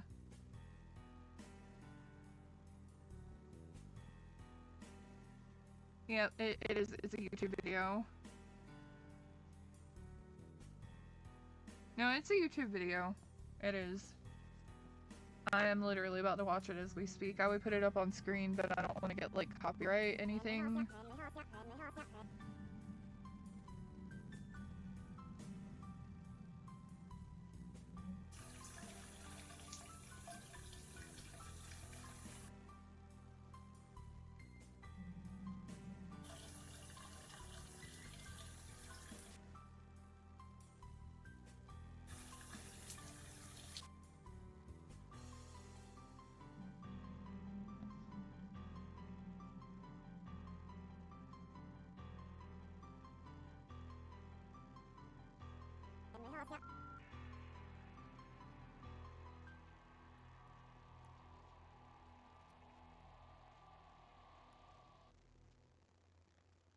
Huh. And all the comments are turned off. Darn it. So, like, I don't understand what it is. I don't understand this. But, hang on. You could hear it, yeah. I don't really understand what it was, though. But anyway, this is the code. Let me, actually, let me just link the YouTube video directly. Forget that, let me just, boop. That's the YouTube video if y'all want to watch it. I'm not gonna put it up on stream. I don't want to get like a copyright claim or anything, even though it is part of the game. I'm just trying to be careful with that kind of stuff. But yeah, so we got all the endings. Which ending was your favorite?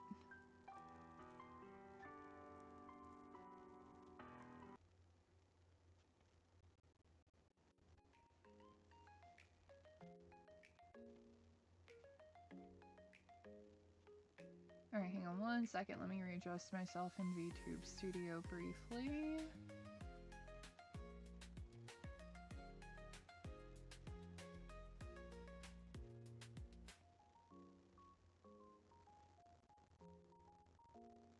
Alright.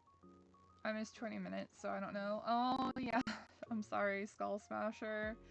Sorry about that. I like when you got stuck in a bear trap. Jeez, I see how it is. Basically, you're like, yeah, I like the ending where you died. Though there were quite a few endings that ended up with us dying, so fair. Absolutely fair. I'm not gonna lie, I'm kind of torn between a couple of the endings. I really like the ending that was Jeff made to pull it apart like game theory. Yeah, I know. And I don't want to like sit here and take the time to try to pull it apart on stream. But it's definitely interesting. I definitely want to like rewatch it and like pause it at certain parts and like try to pick it apart. The title especially was like the title of the video is like especially interesting. I wonder if they did like another game or work related to it. I honestly thought that the game was just gonna be kind of mid. But I won't lie, I really, really liked that game. I liked it a lot more than I thought I would. But my personal like favorite endings, I like the ending where she basically like, you know, gets away and he like brings after the first 2 years he like brings her a rose every year. Is just like letting her know that he's like still alive, I guess. And because it's, you know, it's like they're from two different worlds. I don't know why I like that ending. And then I'm kind of partial to the ending where it was where they were like both madmen, basically. I'm not gonna lie, I really like the forehead kiss in the one ending. Well, I mean, the forehead kiss was in... Yeah, the forehead kiss was in only one ending.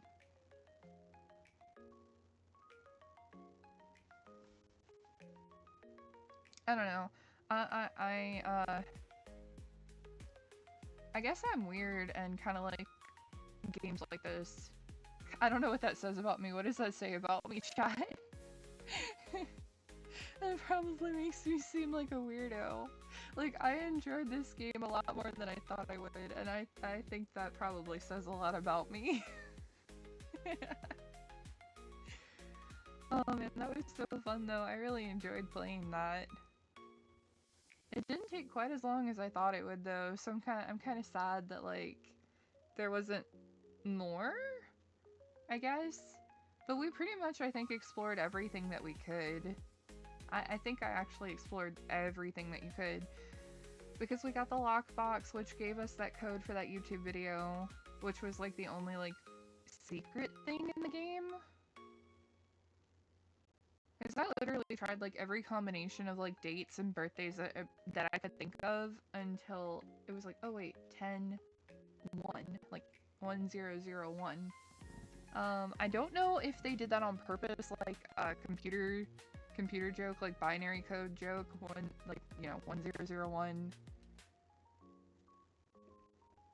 That'd be interesting if they did do it for like binary code joke. Put that for his birthday.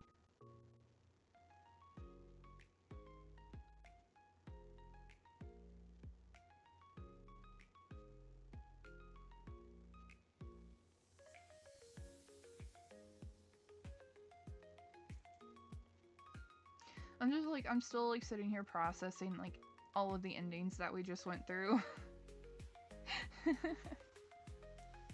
I joined a stream earlier and she was collabing with her fiance. She was joking about having a child.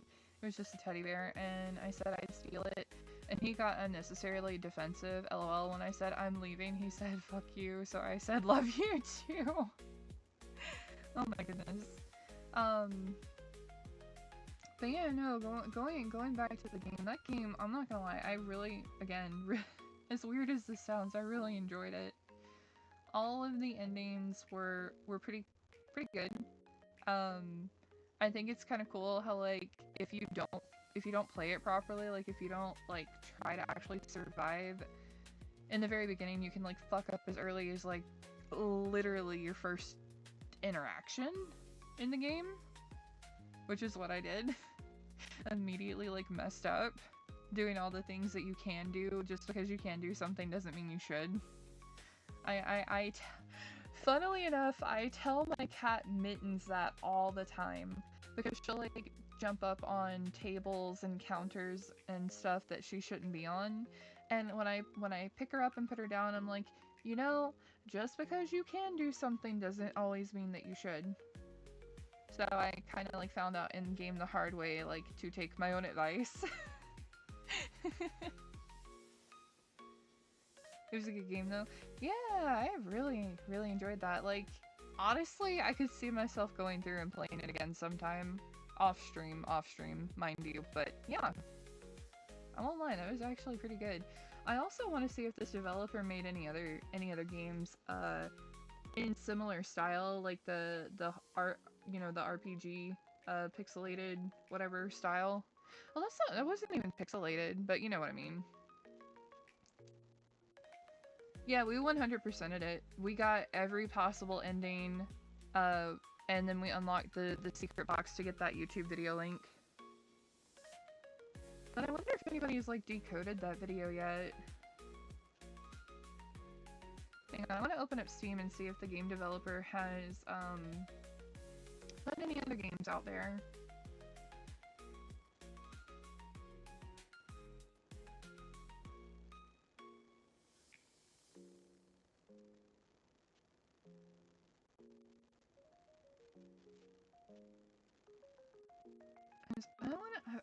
I want to know who made this game. It looks like it was fun. It was really fun to me. I would love to play other games made by them.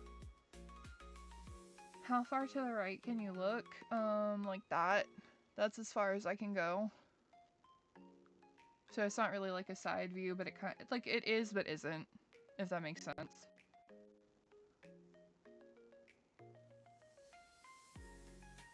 Alright, developer is Delucat. So let's see if Delucat has put out any other games. No! Bloody Painter Dating Sim is their only one. It's the only game they've released.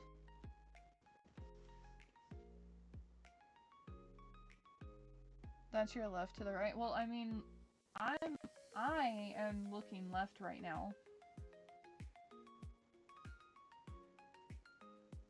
Like, in real life, I am looking left now. But that's as far as I can go looking left. It's not very far.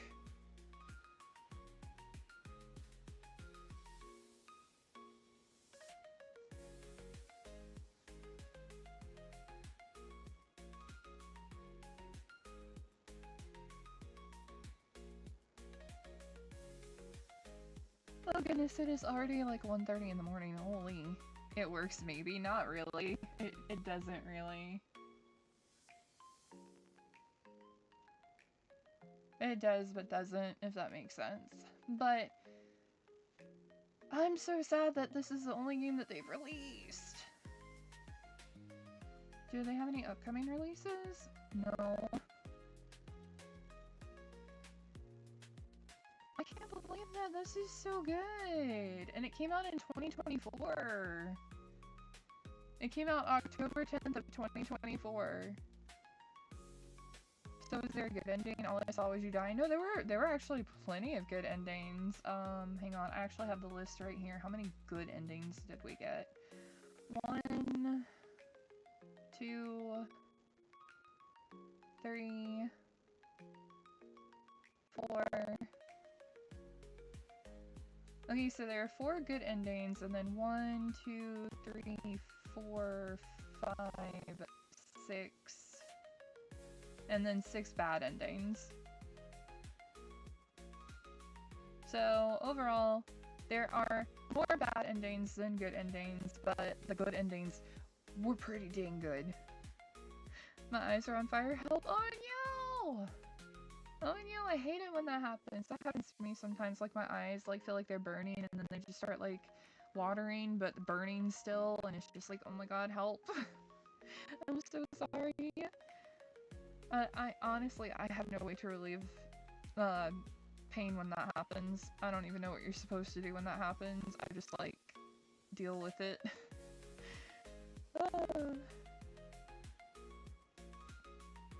No, I didn't know that you didn't, yeah. I didn't know that you even redeemed, yeah. I'm so sorry.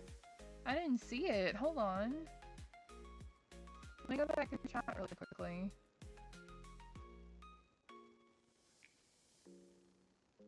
I really didn't see it. Hang on. Oh no, please take care, Captain Clyde. I hope that, I hope that it helps. Just don't hurt yourself, please. Alright, let's see.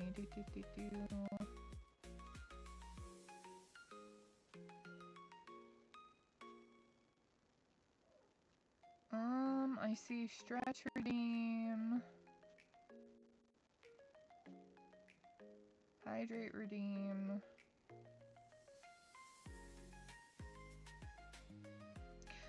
Oh, that's right. I still have to speak in an accent. Hang on. I forgot to do that one too. Hold on. Let me set a 5-minute timer really quickly and then do that one because I owe that to Dark Ink Owls.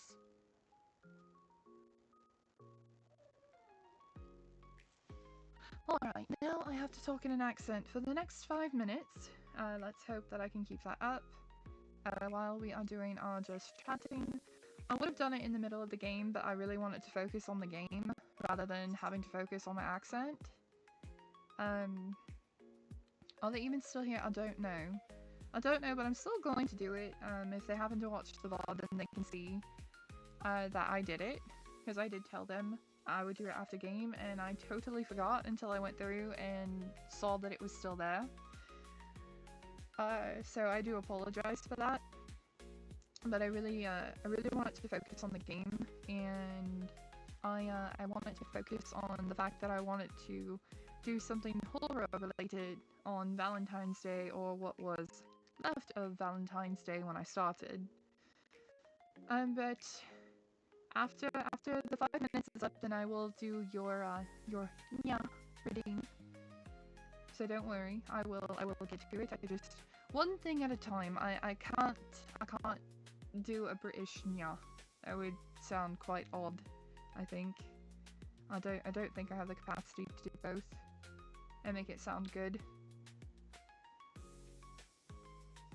But yes, whether or not Dark Ink Owls is still here, I do not know. But I hope that they watch the VOD if they wanted to hear the accent. I am trying my best, but I am obviously not the greatest. I would more than likely if somebody with a legit British accent or whatever accent this is supposed to be came in and heard me, they would likely think that I was insulting them. It is the only accent that I do. Well, Dark Ink Owls specifically wanted this one. So that's kind of why I defaulted to this accent. If you can even call it an accent at this point, I don't know. I don't know. If my senpai Mia heard me, I think she would be insulted. I apologize, Mia senpai. I am not trying to insult you. I'm just god awful with accents, and yet I do these things to myself.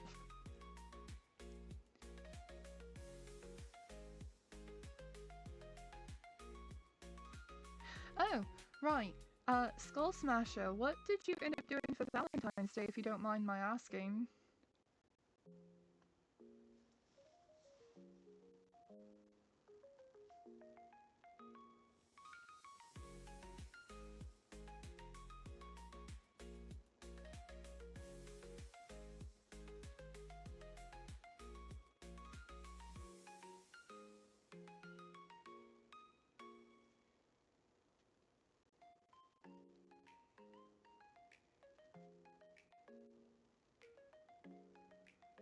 What streams and playing Hollow Cure?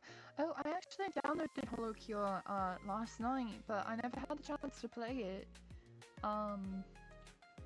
Considering I did have my collab for tomorrow cancelled, because poor Zoran is sick, I might be playing some Hollow Cure on stream tomorrow if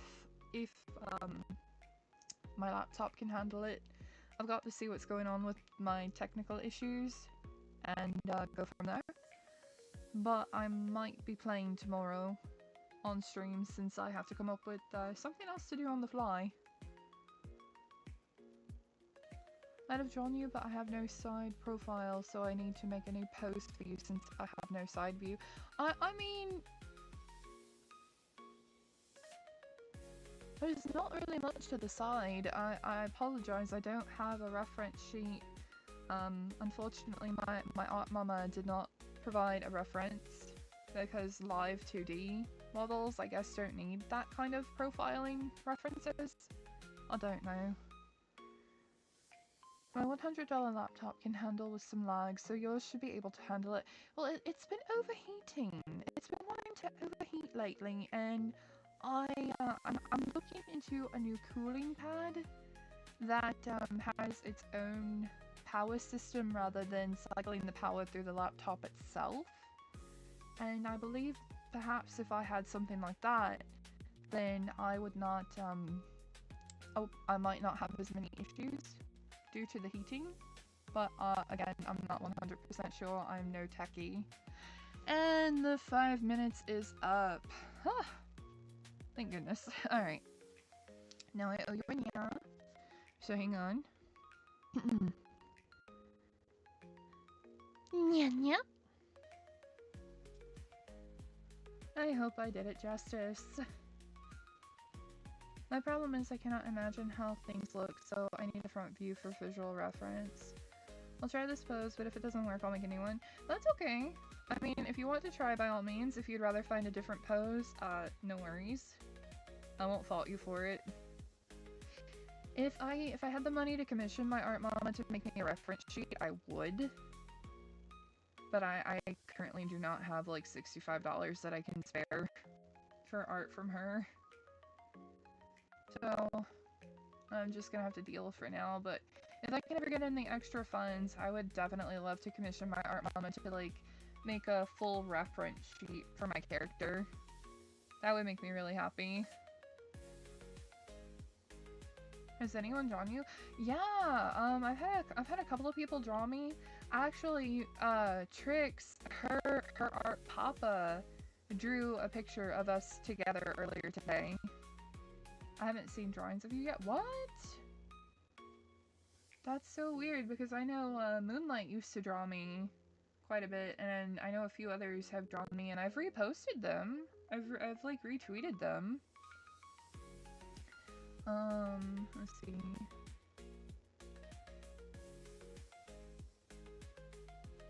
I know I've retweeted them.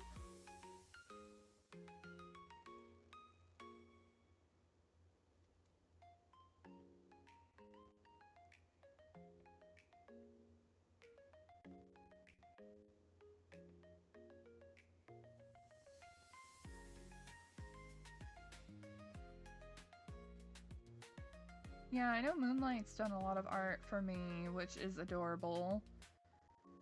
For me and of me with other streamers, and then I had Skyla make a cute kitty version of me. Oh, thank you for the hydrate redeem. And I'm glad that your eyes feel better, Captain Quad. Awesome, awesome.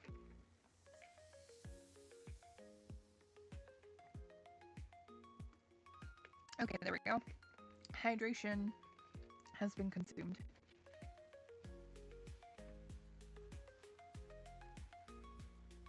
But yeah, Skyla made like a really cute kitty cat version of me. I know that Looney made a fan art of me. I actually have a fan art folder. Let me see. I save fan art on my computer. Pictures, go to me. Fan art.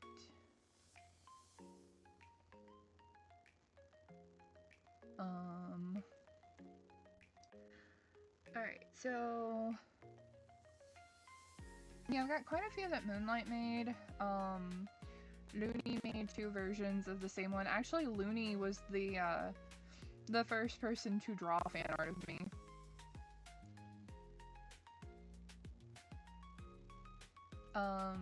Then, like I said, Skylight did the cat version of me. And then, Vyra actually drew a picture of me that I completely forgot to post over on Twitter. I did totally forget to post that one. And then Mario did his fan art today. Yeah! The art that Mario did today, Captain Quad, oh my god, it was so good. I loved that he decided to draw me, and because I suggested that post to him where he put Trix and I together. I was so honored that he decided to use me in that reference. I literally just wanted to see the reference photo itself. I never expected him to draw me in that reference photo. But like all of the work he did with everybody was just amazing. I'm so sad that I couldn't have been there to watch the whole process, but I am glad that I got to be there for a little bit of it. But I had to go see the nephews today. I had to go see the kiddos. And we ended up staying out later than I thought we would, but it's okay. At the end of the day, I made it to stream. I did the best I could, and we got through our game, so that is what matters. Maybe it was a little choppy along the way, but hopefully you all enjoyed it. And I'm hoping that I can get all these issues fixed. Because I have not updated OBS. I updated my drivers yesterday. I updated my operating system yesterday. But like I said, my laptop feels like really hot to the touch. So he literally did everything that was suggested until he got tired. Yeah, when I had the opportunity, I would go through like the no mic chat when I had a little bit of free time. And I saw that people were like suggesting things, and then like way later on after he was finished and posted the finished piece, I saw everything, and I'm just like, oh my god, he drew so much, but it looks so good. It was amazing.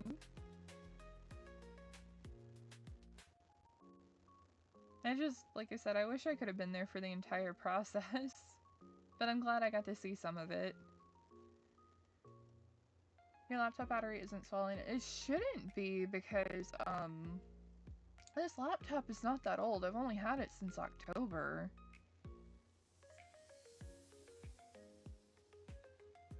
I've only had this laptop since October, so it shouldn't be. Who else here? Me and Captain, obviously. I don't know. I don't even know how many people are in my chat right now. But it says there's 2 more. Well, it's okay. People can feel free to lurk if they want to. They don't have to reveal themselves if they don't want to. If they just want to sit in the background, that's fine. But if they ever feel comfortable, you know, comfortable enough to like say, hey, I'm here, that would be awesome too. Says 4 people are here. Well, like I said, that's okay. If they just want to lurk, that's fine. We don't want to call people out and make people feel uncomfortable. Because this is a safe space. I think batteries can swell at random. Interesting. I will be looking up into that after stream. I will definitely be looking into that after stream, like what to look for a swelling battery, because I've never had that happen in all of my time of owning laptops. So yeah, I will definitely look into that and like see what I need to be looking out for, because yeah, never had that happen. Okay, sounds good. Unfortunately, I won't be able to troubleshoot tonight. I'll probably have to like try to troubleshoot tomorrow, because I have to go babysit my nephews tomorrow. So after stream, I will be probably hanging out in Trix's server for a bit, but I don't know how long, because I gotta try to make myself get sleep. I gotta be at my sister's house at like, I think around noon. And that's normally when I like wake up, usually. So I gotta make myself sleep.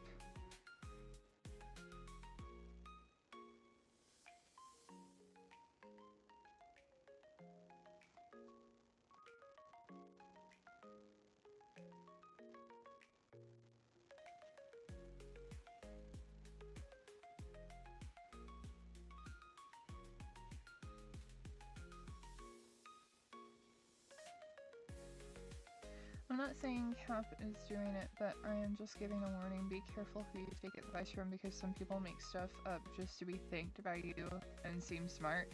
Oh no, Captain Quad is in Trix's server! Captain Quad is good people. I trust Captain Quad. Like, literally, most of the people that, like, view my streams that interact with me are people that I've known for a bit and trust.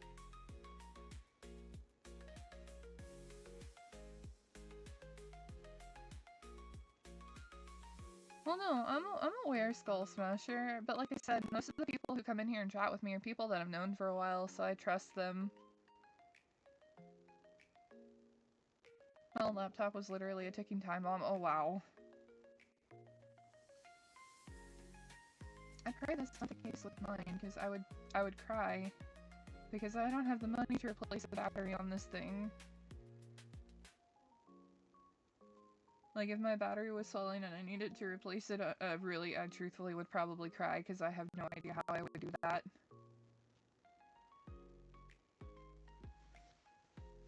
It's just, oh my goodness. I hope that that's not the case.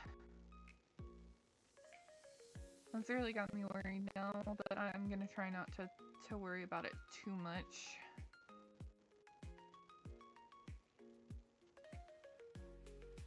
But yeah, again, tomorrow, because I'm having to cancel my Halo Reach collab, I will be playing, more than likely I'll be playing Hollow Cure tomorrow. I don't think it'll, hopefully it won't be too taxing, on my laptop. Or I could try to find another, like, horror-type RPG game to play. Because that didn't seem very taxing on my laptop, currently. We'll figure something out. We're gonna do something tomorrow, dang it. Some laptops can run without the battery as long as they're plugged in. True. Honestly though, I don't really know much about this laptop because this laptop was free. I won it in an event in my past life. I was like participating in like this really huge event in my past life and I ended up winning it for free. And like it's like I think like a $2,000 plus laptop. So like if it's fucking up, man, there should be some kind of warranty on this because I haven't even had this thing that long. So I know. We'll figure it out. We'll figure it out. Try to game before you stream. I don't want you streaming a game you dislike. Fair enough. Fair enough, fair enough.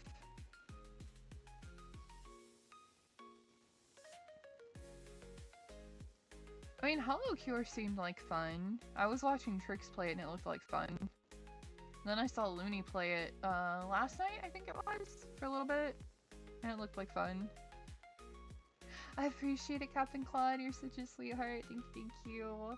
Between you and Jaruto, and everybody else, I've got like a hella support and I super appreciate it. Because Jaruto was giving me suggestions on cooling pads with its own power source, so that way I'm not like having to power source through my laptop. So we'll see. So I get PC for gaming and laptop for drawing, schoolwork, or YouTube. But yeah, but this laptop is a gaming laptop. Like, it is designed for gaming and streaming. It's designed for this stuff. Because, like, one of my friends is, like, super into like, tech specs and everything, and he's like, yeah, your laptop is a little bit better than mine in one way. And,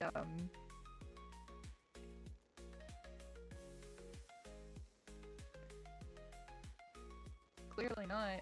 I mean, everything was literally working fine until Wednesday, so, I mean, no, I mean, it was fine. Now it's just something's going on, and me not being the best with tech, like troubleshooting issues, I need help. Because like I said, everything was working fine. Now it's just like something's going on and I'm not exactly sure what. But no, it's built for gaming. When I'm not streaming, I can game just fine. I can't say that. My laptop still feels kind of hot if I try to game. But it doesn't seem to be quite as taxing if I'm not streaming.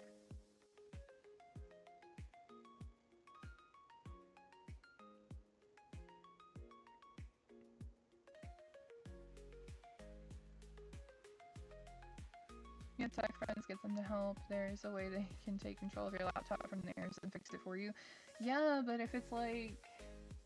if it's the battery situation, they can't take control and fix that for me. That's something I'd have to do. Or just back up your files on a USB and do a hard reset. Oh god, but I have so much. I really don't want to have to go that route if I can avoid it. I really don't want to have to go that route if it can be avoided, because then I have to find like the version of OBS and all that shit again. Oy vey. Yeah, no, we're not gonna go the hard reset route. We're just gonna troubleshoot our way through this and pray that I don't have to hard reset my shit. Just like thinking about having a hard reset and then just like rehab everything put on my laptop and shit is just that makes my anxiety go up. Anxiety go big up. Hard reset is last resort. Yeah. Yeah, it would definitely be a last resort for me. I don't want that to be my first resort. It's like, that would, again, make my anxiety go big up.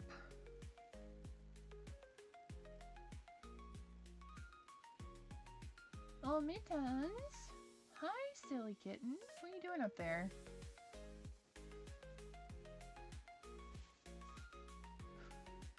Mittens is being silly. Getting into stuff that she shouldn't be getting into. Like I said, just because you can doesn't mean you should. Goofy cat.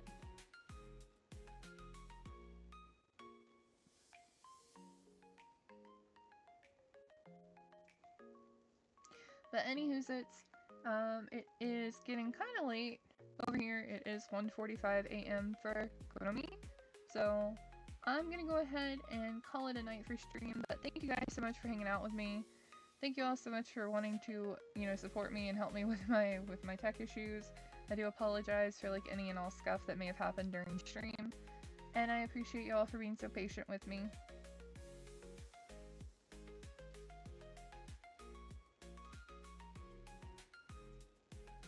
Yeah, no, I can't afford that right now, Skull Smasher. I can't afford that.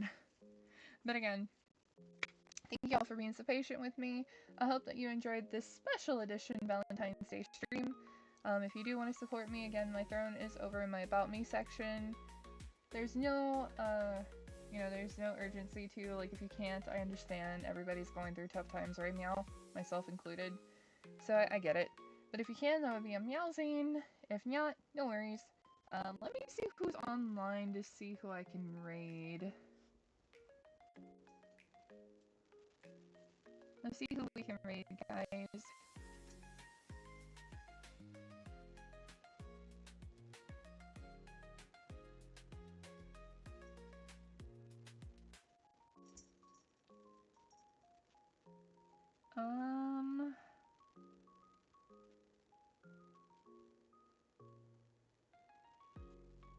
Nobody I follow is online right now.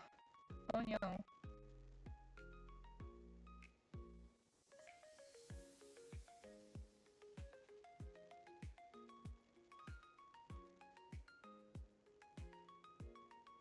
Oh wait, no, there we go. Lulu Lasso is live right now playing Doki Doki Literature Club, so we're gonna raid her. Thank you all so much for hanging out. I hope you all have a wonderful, wonderful rest of your night. Please sleep well, take care, stay safe, and have the absolute sweetest of dreams. I'll catch you guys next time. Until then, good night, good night.